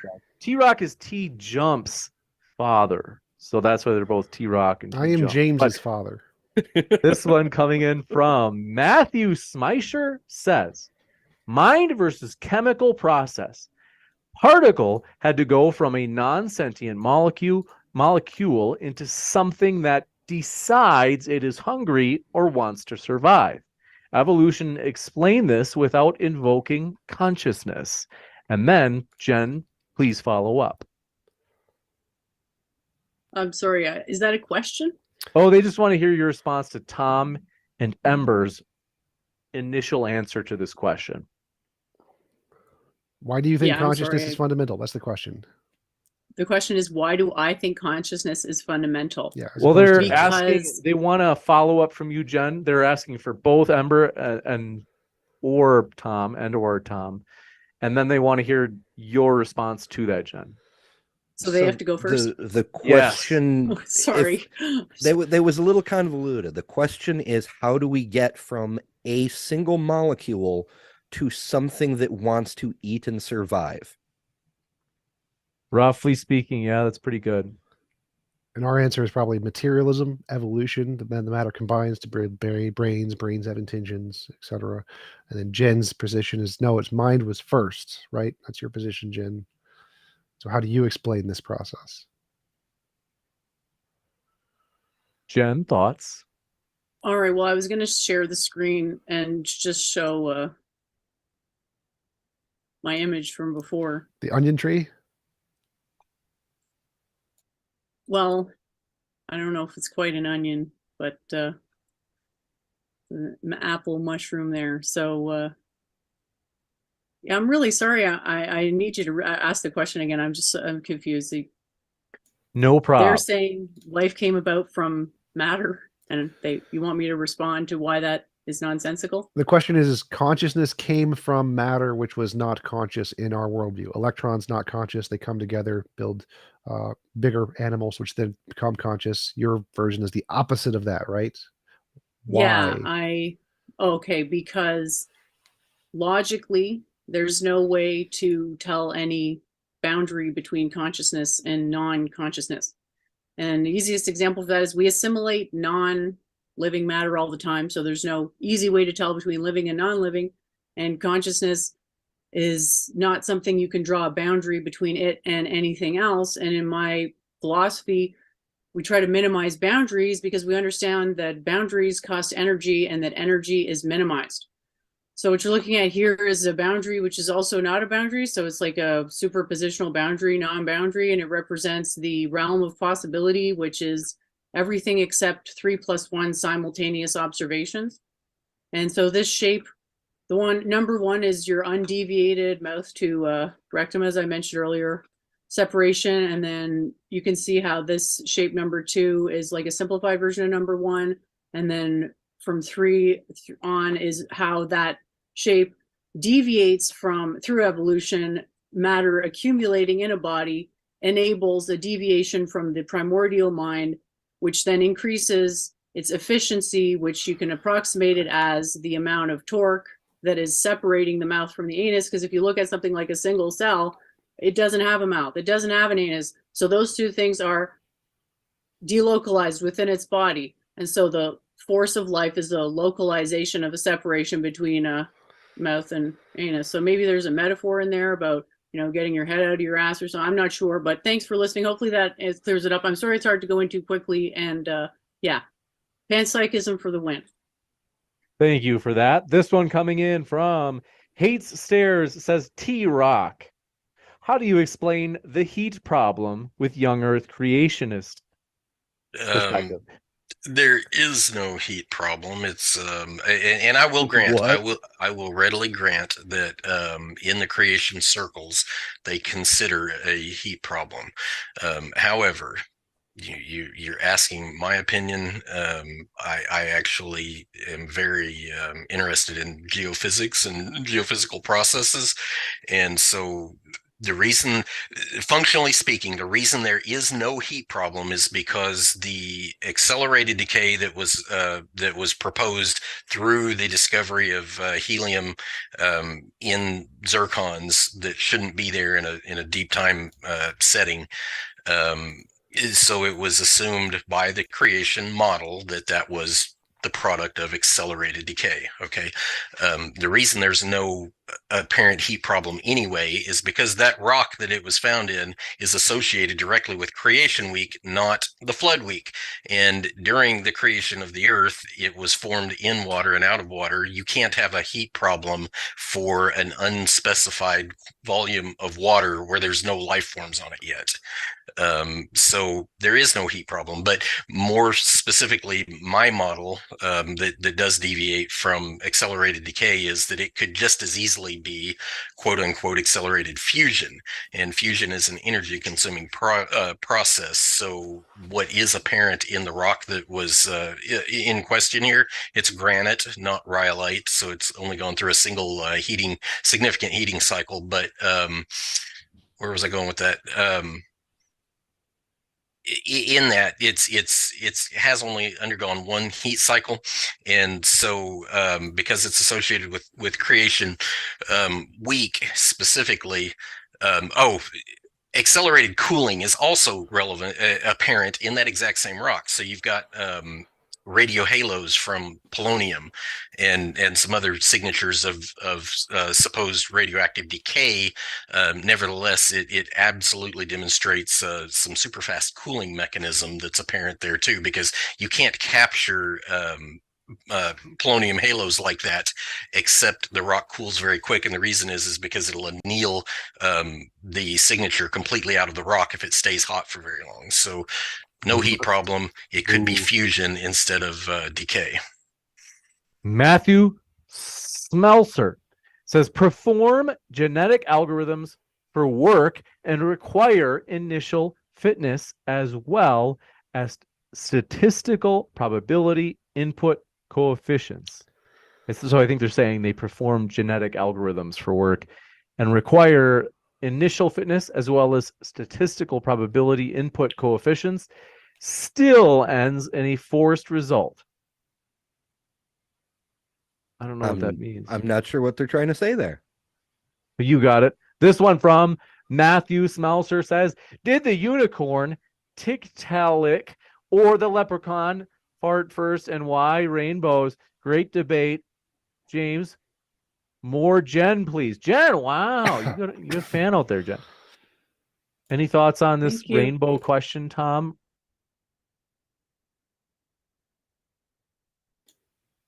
I didn't hear a question mark.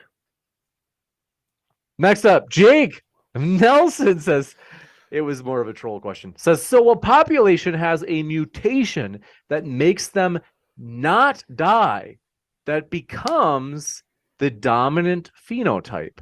How is that not evolution? That's for Jen.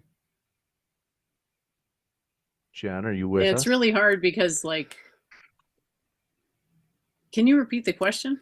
I thought you were addressing it as someone else. Or T-Rock, if you want to. They had said, so a population has a mutation that makes them not die. That becomes the dominant phenotype. How is that not evolution? It's about the hand washing thing. Like if you put soap on your hands, there's a mutation in one of the bacteria that causes it to survive. It's about that question. Okay, so yeah, so how is that not evolution? Again, that's an equivocation fallacy on what you mean by evolution. No creationist argues the fact that things change. Most biological entities are a super high percentage of water or liquid of some sort, and so liquid by its very nature is constantly moving and has to change.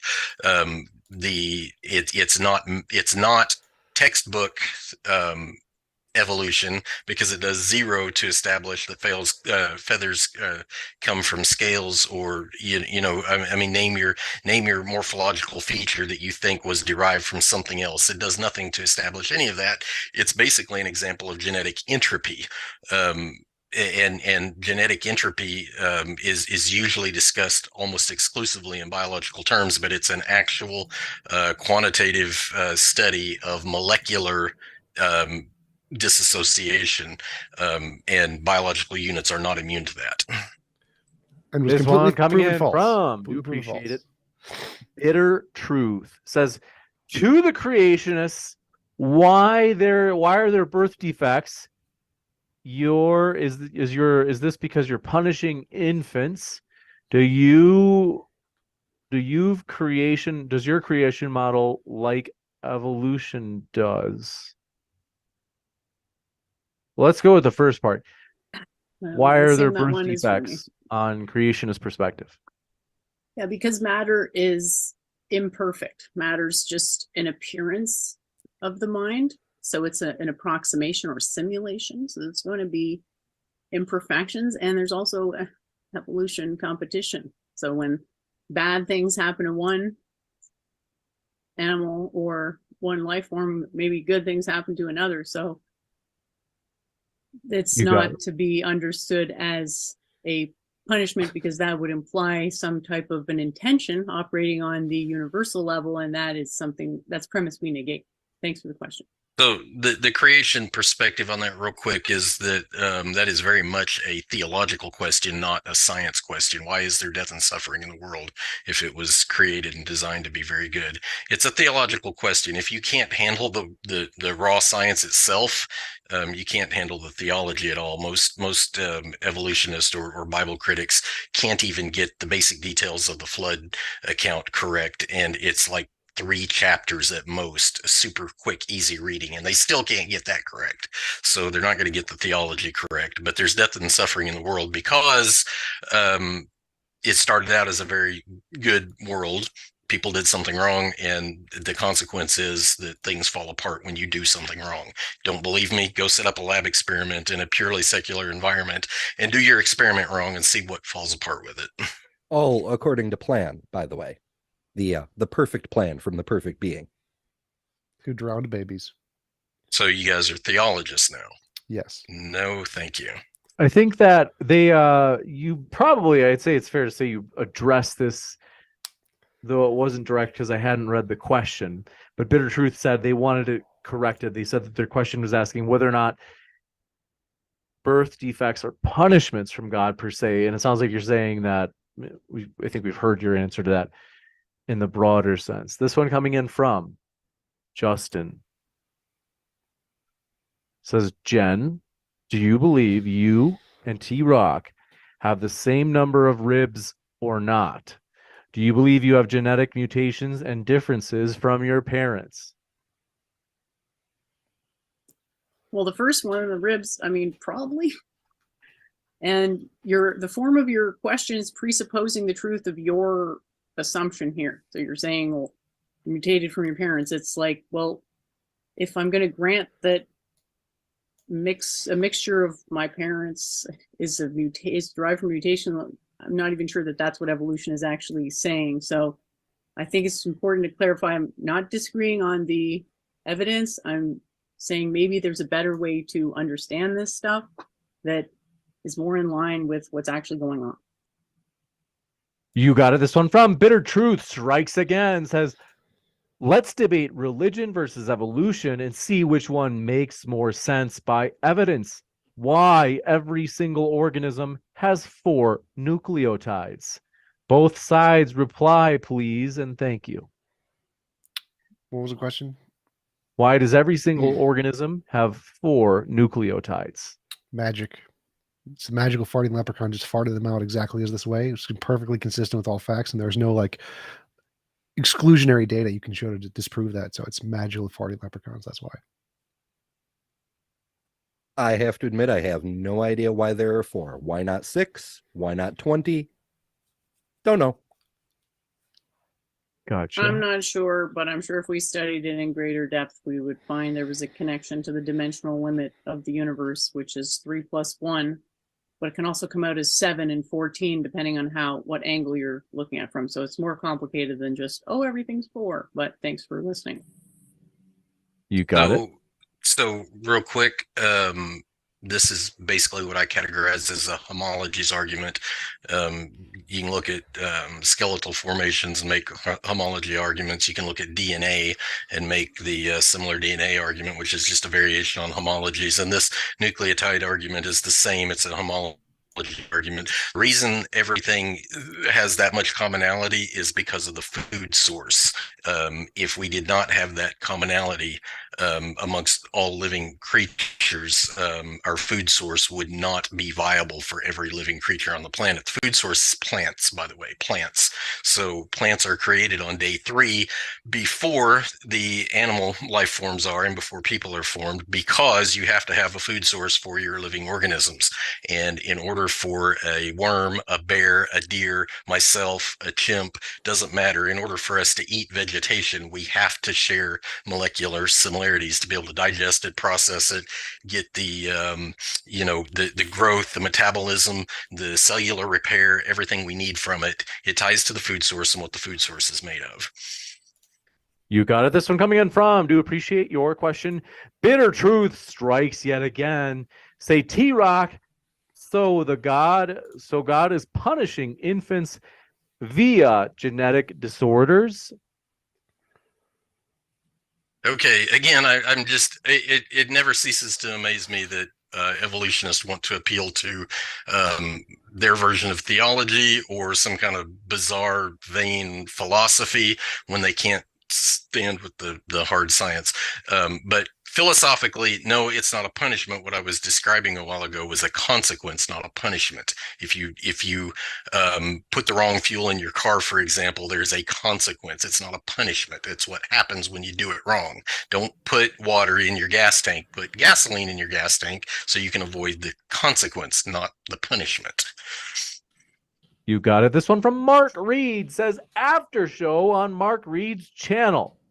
Mark, if you shoot me an email, I'll try to put that in the description box. Folks, want to let you know, whether you be atheist, Christian, you name it, if you have an after show for any of our debates, we are happy to put that in the description box, no matter what side you're on, Christian, atheist, Muslim, you name it. Jake Nelson says, track evolution, you completely missed the point. I think it was T-Rock they meant instead of T-Rack. They say individuals don't evolve. Populations change based on environmental pressures. Get them, Ember. Give you okay. Respond if you'd like. I completely missed the point. I never said anything about an individual. However, single cell organisms do constitute a population. In sexually reproducing organisms, either you can have a male and a female, or you can have a fertilized female, usually. So there is no misunderstanding of what the evolutionary model says. I'm well aware that the whole thing is built on populations and populations diverging over time and going separate paths and all of that. That's brilliant, but you're still not addressing the hard science of how that is supposed to take scales to feathers. You got it. Tiny changes over long periods of time. This one coming in from, appreciate your question. Bitter Truth strikes again, says, please explain what is DNA and why there's genetic variations.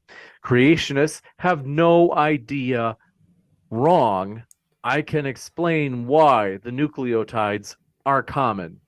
So I think first they're saying that the evolution side can explain why nucleotides are common, and also says, please explain though, T-Rock and or Jen, what is DNA and why are there genetic variations? Go ahead, Jen. What is DNA and why are there genetic variations? I think it's been established what DNA is already by the scientists. The question is on the level of where did the first organism come from and what were its properties? And there's unfortunately no way to go structurally, in my view, from the parameters of how we currently understand evolution to what we have right now.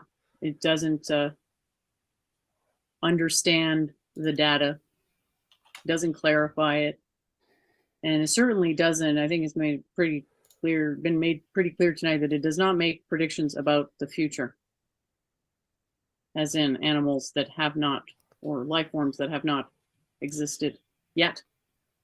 Oh, so we can rather than predict trying to more trick things me will into become answering yes crabs. to your question that presumes its own conclusion, maybe think about some of the assumptions going in that it's actually the material, the matter, driving the changes rather than something else, like perhaps electromagnetic field, which So, can readily be demonstrated. so the reason there are genetic variations across the globe, and I'm going to use sexual reproduction because it's the one I'm most familiar with, but the human genome, for example, has it has about 3 billion base pairs, right? So if you do the simple math on that, you take 4 to the 3 billionth power, and in a base 10 system, that's something like 10 to the 1.8 billion possible variations on that same quantity. But evolution is bent on the idea that you trace genetic variability through what I'm terming nuclear DNA, which is basically the stable portion of a genome. The nuclear DNA is basically most of the protein coding stuff that tells you whether you're going to have bones, liver, heart, so on and so forth. And so they base their model on the stable portion, but there's a highly unstable portion of the genome as well. And in male and female sexual reproduction, it's for humans, the X and Y chromosome. And those are highly variable. And so they cannot be used in any long distant population studies, because you run into a brick wall going past a few thousand years trying to trace ancestry of humans to any kind of ape form, because our Y chromosomes are so different than chimps and gorillas. So they basically have to ignore that and stick to the part that's highly variable. Now the problem there is that the nuclear DNA, because it is meant to keep a human and a dog and a cat, it has to be stable. If it was not, what would happen is one of two things. Either you would get extremely rapid so-called evolution, or you'd get extremely rapid genetic meltdown. In other words, extinction really quick. So why is there genetic variability in there? It's because the genome has designed variability in the X and Y chromosome and in what's called microsatellites in DNA. This one coming in from, do appreciate your question. Timothy P. Southwick says, review YouTube Chan's Bravura Media Company, Geography Geek, Wandering. Oh, these are YouTube channels they're recommending. They're saying review these YouTube channels: Bravura Media Company, Geography Geek, Wandering Wolf, and Dean Megalithic Technology. I have no idea what I just recommended to everybody, so hopefully those are appropriate channels. But do want to say a quick housekeeping thing, folks. If you enjoy these debates, consider hitting that share button. Share the joy with somebody else, as that's the completion of, you could say, enjoyment or love, is sharing it with one another. But I want to say, Richard Taylor, last minute question, says, T-Rock, if the ultimate food source was plants that need the sun for photosynthesis, how come the plants were, quote unquote, created before the sun? Biology 101, you can grow plants in artificial light, right? You don't have to have the sun to grow plants, and light was created on day 1, 3 days in advance of the plants. They had light from the very inception of their creation, and the sun is not strictly necessary for that. Bitter Truth strikes again, says, T-Rock, your intelligent designer did a bad job designing and human fixing those by treatment who is intelligent. I got the first part. They say, and human fixing. Man, I'm Bitter Truth. I'm sorry. The second part, so like pacemakers, we fix the bad design with pacemakers. I see. They're saying, okay, and humans are fixing those mistakes of the bad designer, they're saying, via treatment, such as what Tom said in terms of pacemakers or whatever it might be, as humans are intelligent. T-Rock, what are your thoughts? Yeah, that's a really horrible argument. You're saying bad design means not designed. That's just a huge logical fallacy. But people aren't fixing; they're bandaging temporarily. Nobody wants a pacemaker. They would much rather have the healthy version of the heart. Things are deteriorating. That's genetic and thermal entropy. It's going to happen in this world. And so, yeah, one of the most ridiculous arguments that an evolutionist could make against the creation model is, oh, it's breaking down, therefore it wasn't designed. Yeah, tell that to your Honda in your driveway. I think it's more God. This the one bad coming in designer. from Bitter. God bad designer, humans good designer. That's the argument. Bitter Truth says, each person is unique. DNA carries the instructions for the development, growth, reproduction, and functioning of all life. So again, wrong. I think that was maybe for you, Jen, earlier in terms of how DNA was defined. I don't remember your exact answer. I don't know though, if that's a question, respond. but yeah, just keep repeating that and see maybe one day it'll become true. This one from Justin. Just Justin, no last name, like Cher, says, creationists explain the vestigial feet that are whales that whales have during gestation. Is that for, can I answer that? Yes. I don't see how that would go against my model. It seems to actually support my model because the mind is remembering. It's like, oh, look, I used to have legs. Now I don't. But I still, have that vestigial memory and I had to kind of work through it. I don't know. Thanks for asking. Embryonic whales do not have minds.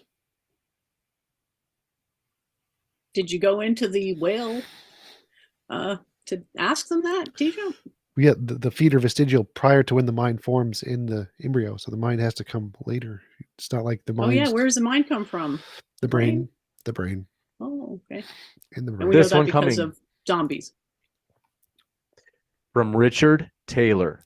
Says T-Rock, if the ultimate food source was plants that need the sun... Oh, gosh, I read that already. Bitter Truth says, what is germline or meiosis? Please explain, you guys debating on evolution. T-Rock, you're still wrong. I didn't get what the actual question was.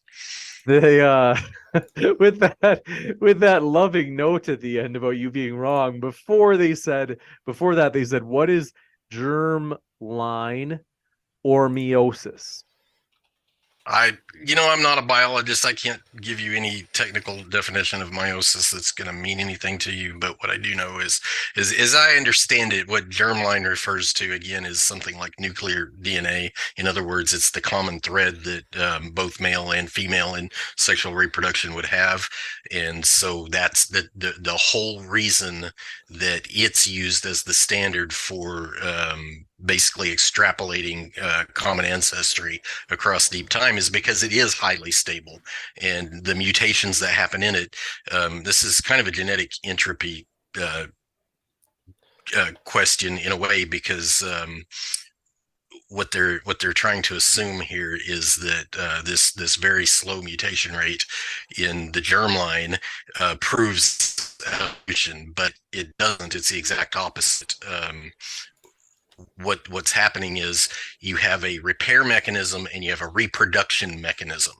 Neither one of those are part of the extrapolation, but in a thermodynamic system, your efficiency is going to basically give you a prediction about how long a system can last. So, for example, in automobiles, they only roughly run around 35% maybe efficiency, and their life expectancy is rather short compared to a lot of biology for that reason. Now, compare that to biological systems where ATP synthase is something like 98+% efficient. It's going to last much, much longer. Nevertheless, there is a reproductive system and a repair system. Those also suffer entropy. They're highly efficient, but they suffer entropy. And what that tells you is the actual entropic principle is based on stacking those in an exponential fashion, as in 98% of 98% of 98% will give you the proper long-term efficiency of the system. And so, yeah, that's germline stable portions of the cell exist to keep you from melting down. Can I just add one thing quickly there about meiosis? It's the type of cell division in sexually reproducing organisms that reduces the number of chromosomes in gametes. I don't see how that is actually a problem for me. I think the mind could be a perfectly good justification for the choice of which chromosomes are retained and which are rejected. So I think it's the materialists who have a hard time accounting for how that choice was made, because it would appear you need a mind to make a choice. You got it. Caught in the Middle says, shout out to Modern Day Debate and shout out to TJump for coming on my show. Thanks for the awesome conversation, James. Thank you, and all credit to the guests. They're the lifeblood of the channel. You can find their links below. This one from Theros Rex says, skeptics, our model has predicted many fossilized species in their precise locations and rock layers. In parentheses, they put Archaeopteryx, Australopithecus, Tiktaalik, thank you, say, etc. How do you refute this? Well, I don't need to refute it. I can just say that's not a prediction, because a prediction is for something that hasn't happened yet, and something that's been dead for a really long time, buried. It's in the future. Yeah, I mean, true. For me, it's non-discriminating evidence. The commonality between the evolutionary paradigm and creation is that the fossil record represents somewhat of ecological zonation. So all you need to do to predict Tiktaalik is know which ecological system to look in. If you know that it's a semi-aquatic environment, that's where you go look for Tiktaalik at.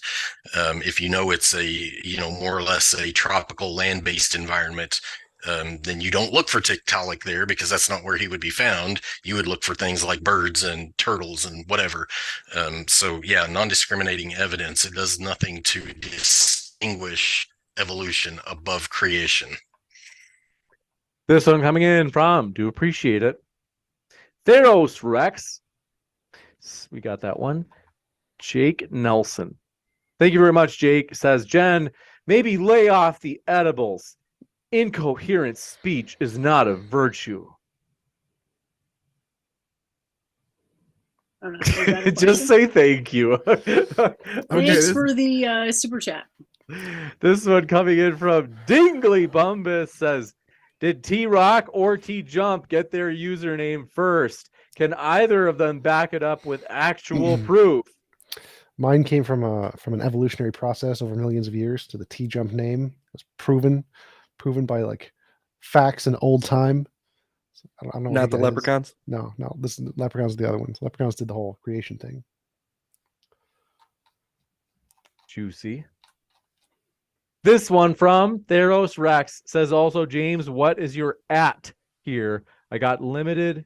I think they mean super chats. Oh yeah. It's just Modern Day Debate, the channel name. And Matthew Smelsher says starfish equal no brain organisms. Not saying there's a mind, but it is alive and functioning and making choices. Does this contradict mind equals brain?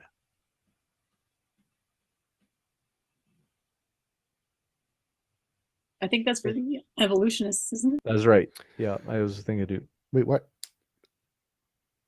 Starfish do not have a mind. They don't make decisions. They react. There's no consciousness there. How do you know what starfish think? Because they don't have a brain. Well, if they don't have a brain, they don't think much of anything, do they? How do you know that? Evidence. Empirical evidence. Wasn't it Richard Dawkins that said the stuff that rocks dream of? In other words, it's completely intangible. You have no idea of knowing one way or the other. Oh, sure, it could be completely outside of our understanding and frame of reference. But if that's the case, we have no way of investigating or knowing it. So it's indistinguishable from our perspective of not happening. You got it. This one coming in from. Do appreciate your question. Bitter Truth says, hilarious how you guys are debating without knowing biology. They didn't say who it was for. I mean, theoretically, it could be for all four of you. I'm kidding. I think I know it's more based off of their previous questions. Jen and T-Rock, I assume, based on their last questions that have all been toward you, that they're saying you don't know biology. I do know biology. Your mom. See, I know biology. That's true. I have not been confirmed. indoctrinated into your cult. No, I don't know. Bitter Truth, are you satisfied with those answers? We'll go to the next one. They, let's see. Poor Bitter Truth. But wait, let me just log. I think that might be it for quite. No, there's Bitter Truth strikes again. They say, I am asking, did you find Adam and Eve's fossils so you can win? Can you show us? I got news for you. If you can't find Adam and Eve's fossils, you can't find Luca. You can't find the last common ancestor between chimps and humans. You can't find anything your paradigm claims except what exists today in today's world. Our paradigm doesn't claim Adam and Eve's fossils. They, if you could find them, they would be per the norm. You completely missed the point. It's not about whether you find Adam and Eve's fossils. You can't find Luca. You can't find the last common ancestor between chimps and humans. You can't find any fossil that matters. Actually, we did. We already found that. We've already found tons of those. And the question was literally about Adam and Eve's fossils. This one from Malavia says, a scientific prediction suggests that the data that are consistent with the hypothesis and thus can pertain to future and past experimental outcomes. Direct definition of scientific prediction, Jen. That's what they're saying it is, namely what they just gave. They want me to give a definition of a scientific prediction, or they're saying no that evolution definitely generates scientific. They're saying that predictions are not about things in the future. You can predict things about the past as long as it's something you don't know yet. So predicting that there's going to be a fossil and finding exactly where it is a scientific prediction. It's not specifically about things that happen in the future. Well, that's a claim.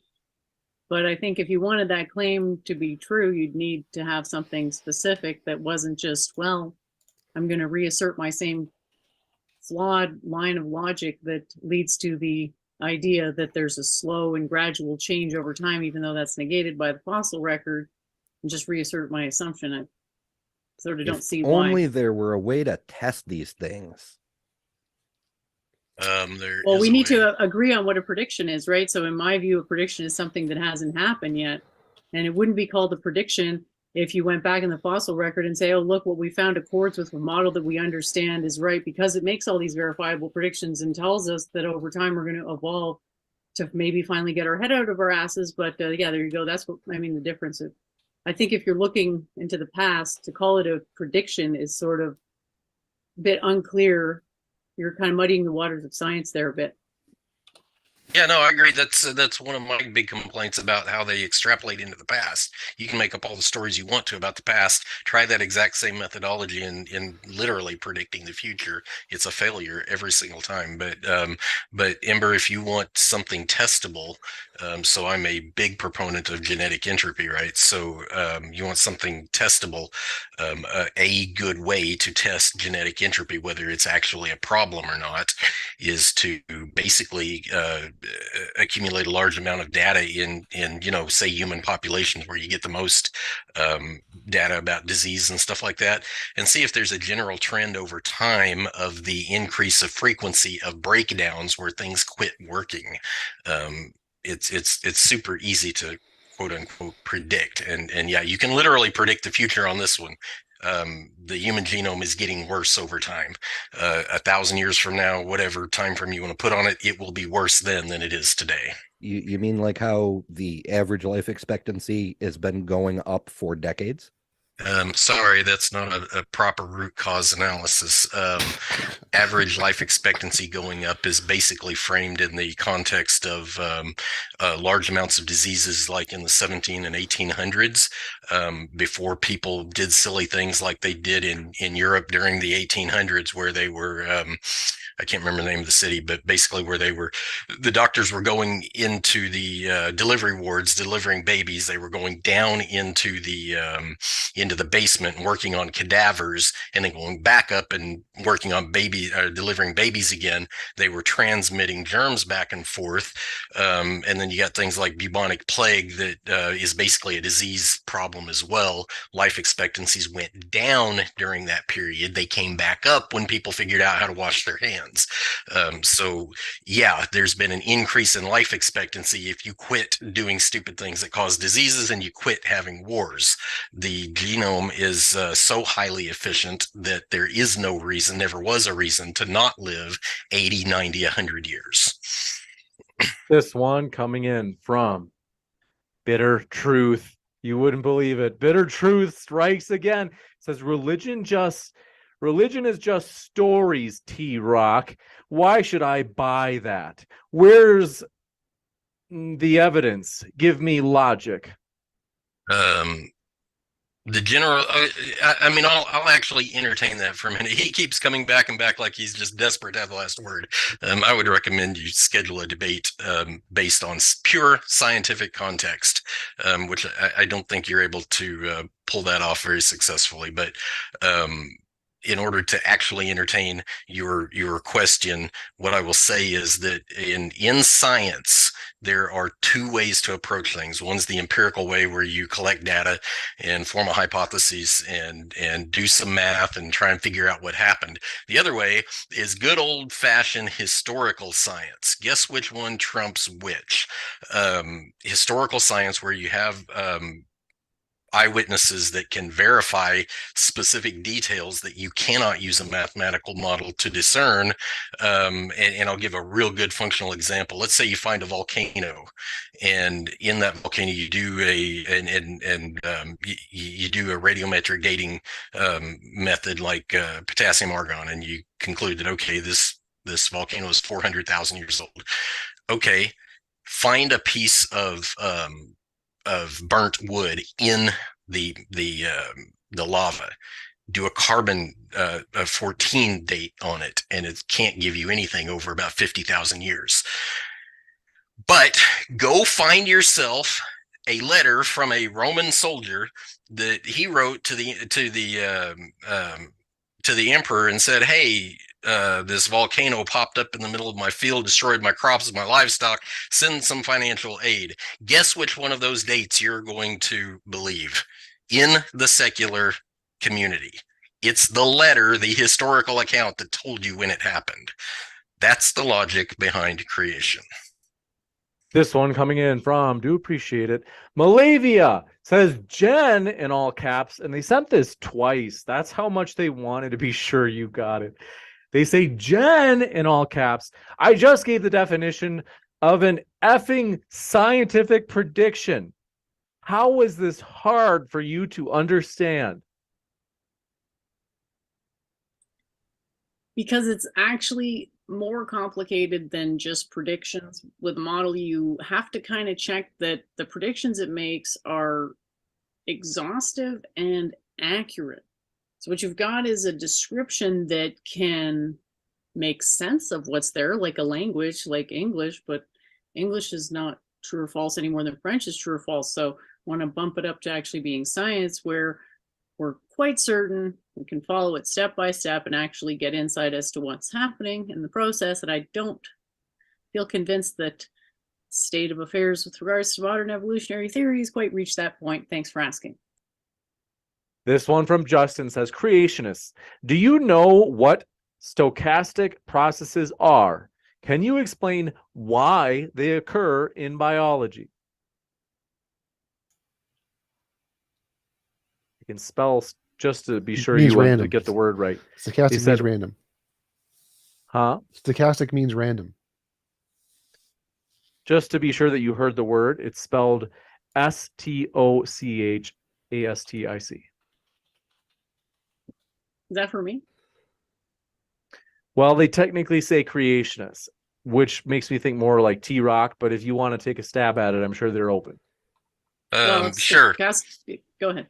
Let me read the dictionary definition real quick. Randomly determined, having a random probability distribution or pattern that may be analyzed statistically but may not be predicted precisely. Why do stochastic processes occur in biology? Is that generally what the question was? Yes. Because it's completely random what the biology or what the biota is going to encounter in the world. It's kind of like the evolutionary model of the impact theory for the extinction of the dinosaurs. Completely random what happens in the environment is the real point there. So again, that's a thermodynamics entropy problem.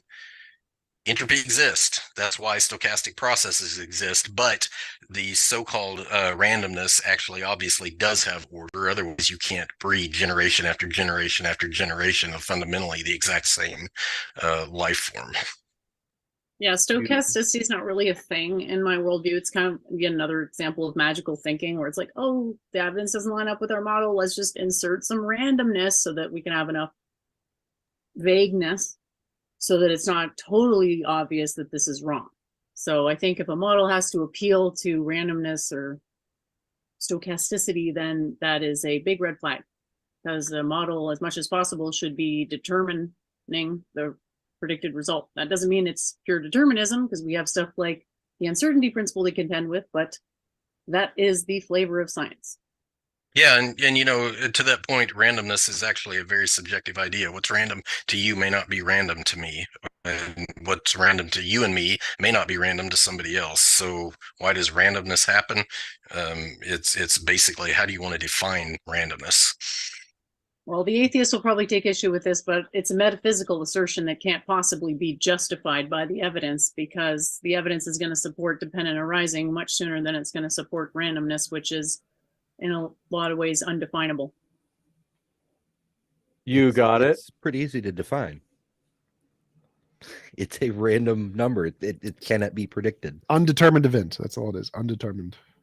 Physics, it's a thing. We've proven randomness. It's a fundamental force in nature. Evolution has to appeal to something fundamentally unpredictable, even though it's a predictive model. Again, it just sort of seems confusing. Reality has indeterminate facts in physics. It is just a thing. We don't get an option. Reality is indeterminate.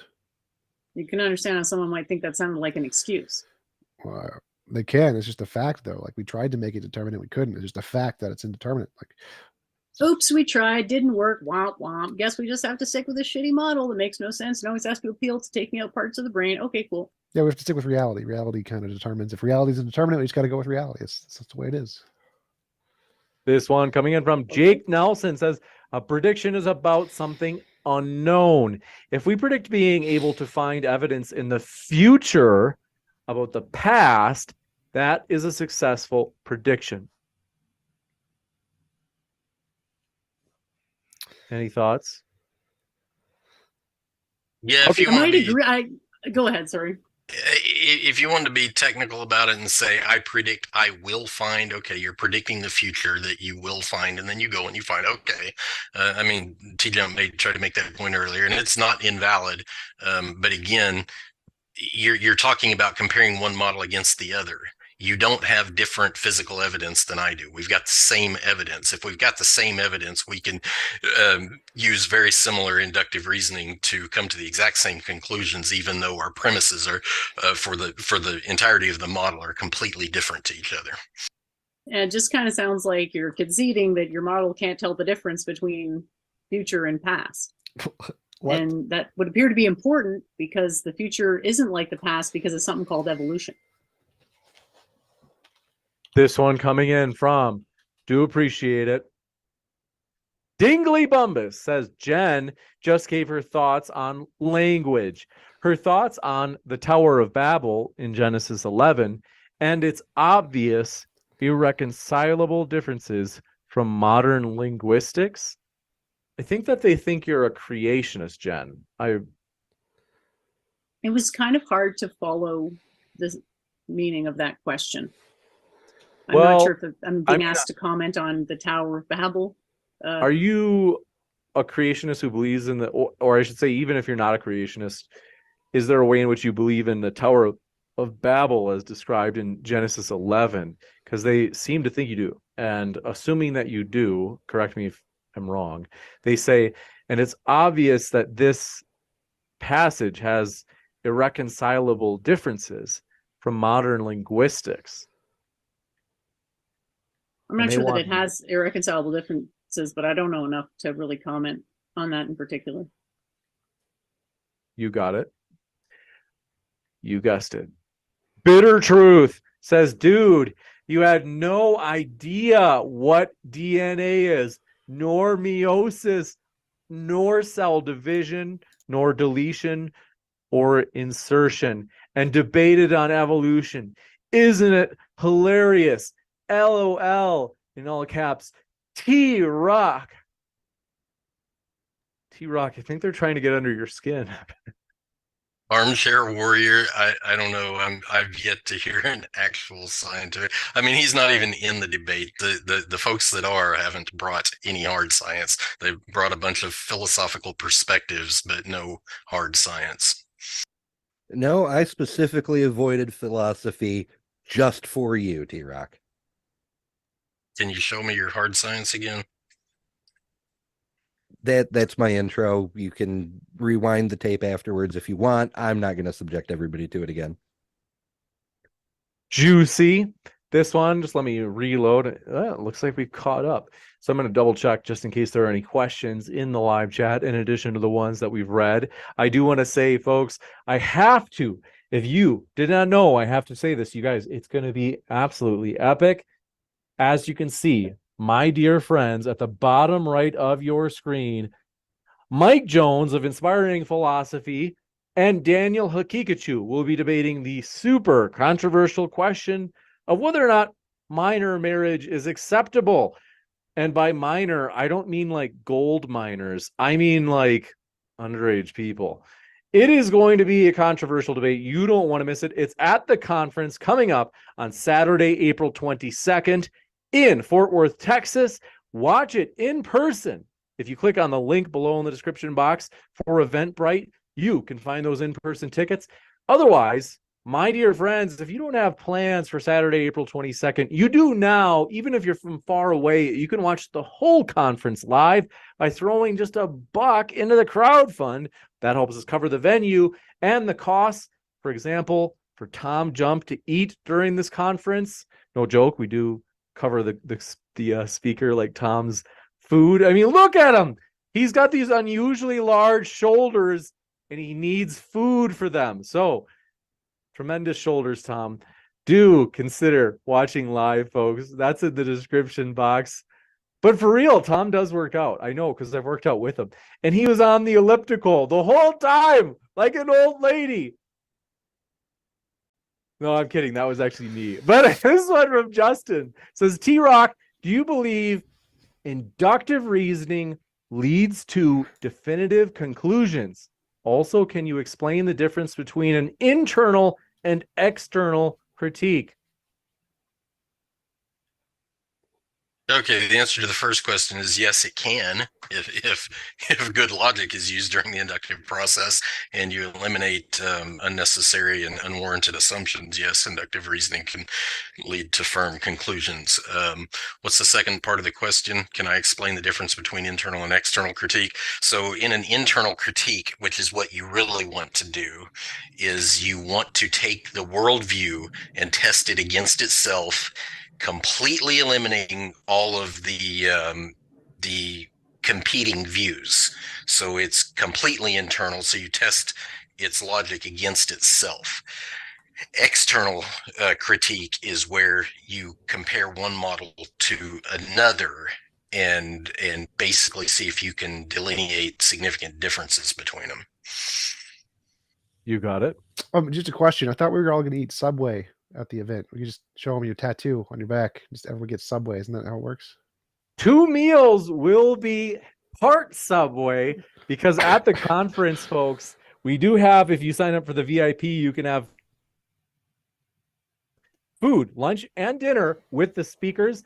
And part of that is Subway. But we also get pizza because, you know, you don't always need to be healthy. You can have some pizza too. I love pizza. But anyway, this one coming in from Justin says, T-Rock, do you believe? Oh, we got that. Sorry. Okay, that's embarrassing. Says, Timothy P. Southway says, why don't you all lying, cowering cowards first come clean and fess up, you deceivers? God bless you all that are telling true as able and such, my friends. What does that mean? I don't even know what that means. Oh, bless you too, Tim. Let's see. I think they just wanted to tell us how much they love us by threatening us all with eternal hellfire. Makes perfect They didn't sense. quite mention hellfire. They just said, you lying, cowering cowards. And fess up, you deceivers. I don't know, but I thought, I'll admit it. but I'm confused. I'm a liar. Whatever. The truth is that I am James's father. We've been lying this whole time. We're actually related. Me and James, family. It's true. And T-Rock is TJump's dad and my grandfather. But my dear friends, Jen's clearly adopted. But want to say we love all of our guests, including my brother, Ember. And yes, we do appreciate all of our guests, though. Seriously, it has been a truly fun time tonight. I enjoy this. I told the speakers before I started that I just enjoy this so much. It puts an extra spring in my step. So I want to say thank you for you hanging out there in the live chat we see there. I'm going to put a poll in terms of who you thought was most persuasive. So feel free to vote on that poll. I'm going to be back in just about 60 seconds with a quick update on this upcoming conference, folks. You don't want to miss it. So stick around, and want to say a huge thank you to Jen, T-Rock, TJump, and Ember. It's been a true pleasure to have you here tonight. Thank you, James. Thanks, James. Appreciate it. Thank you, My thank you. pleasure.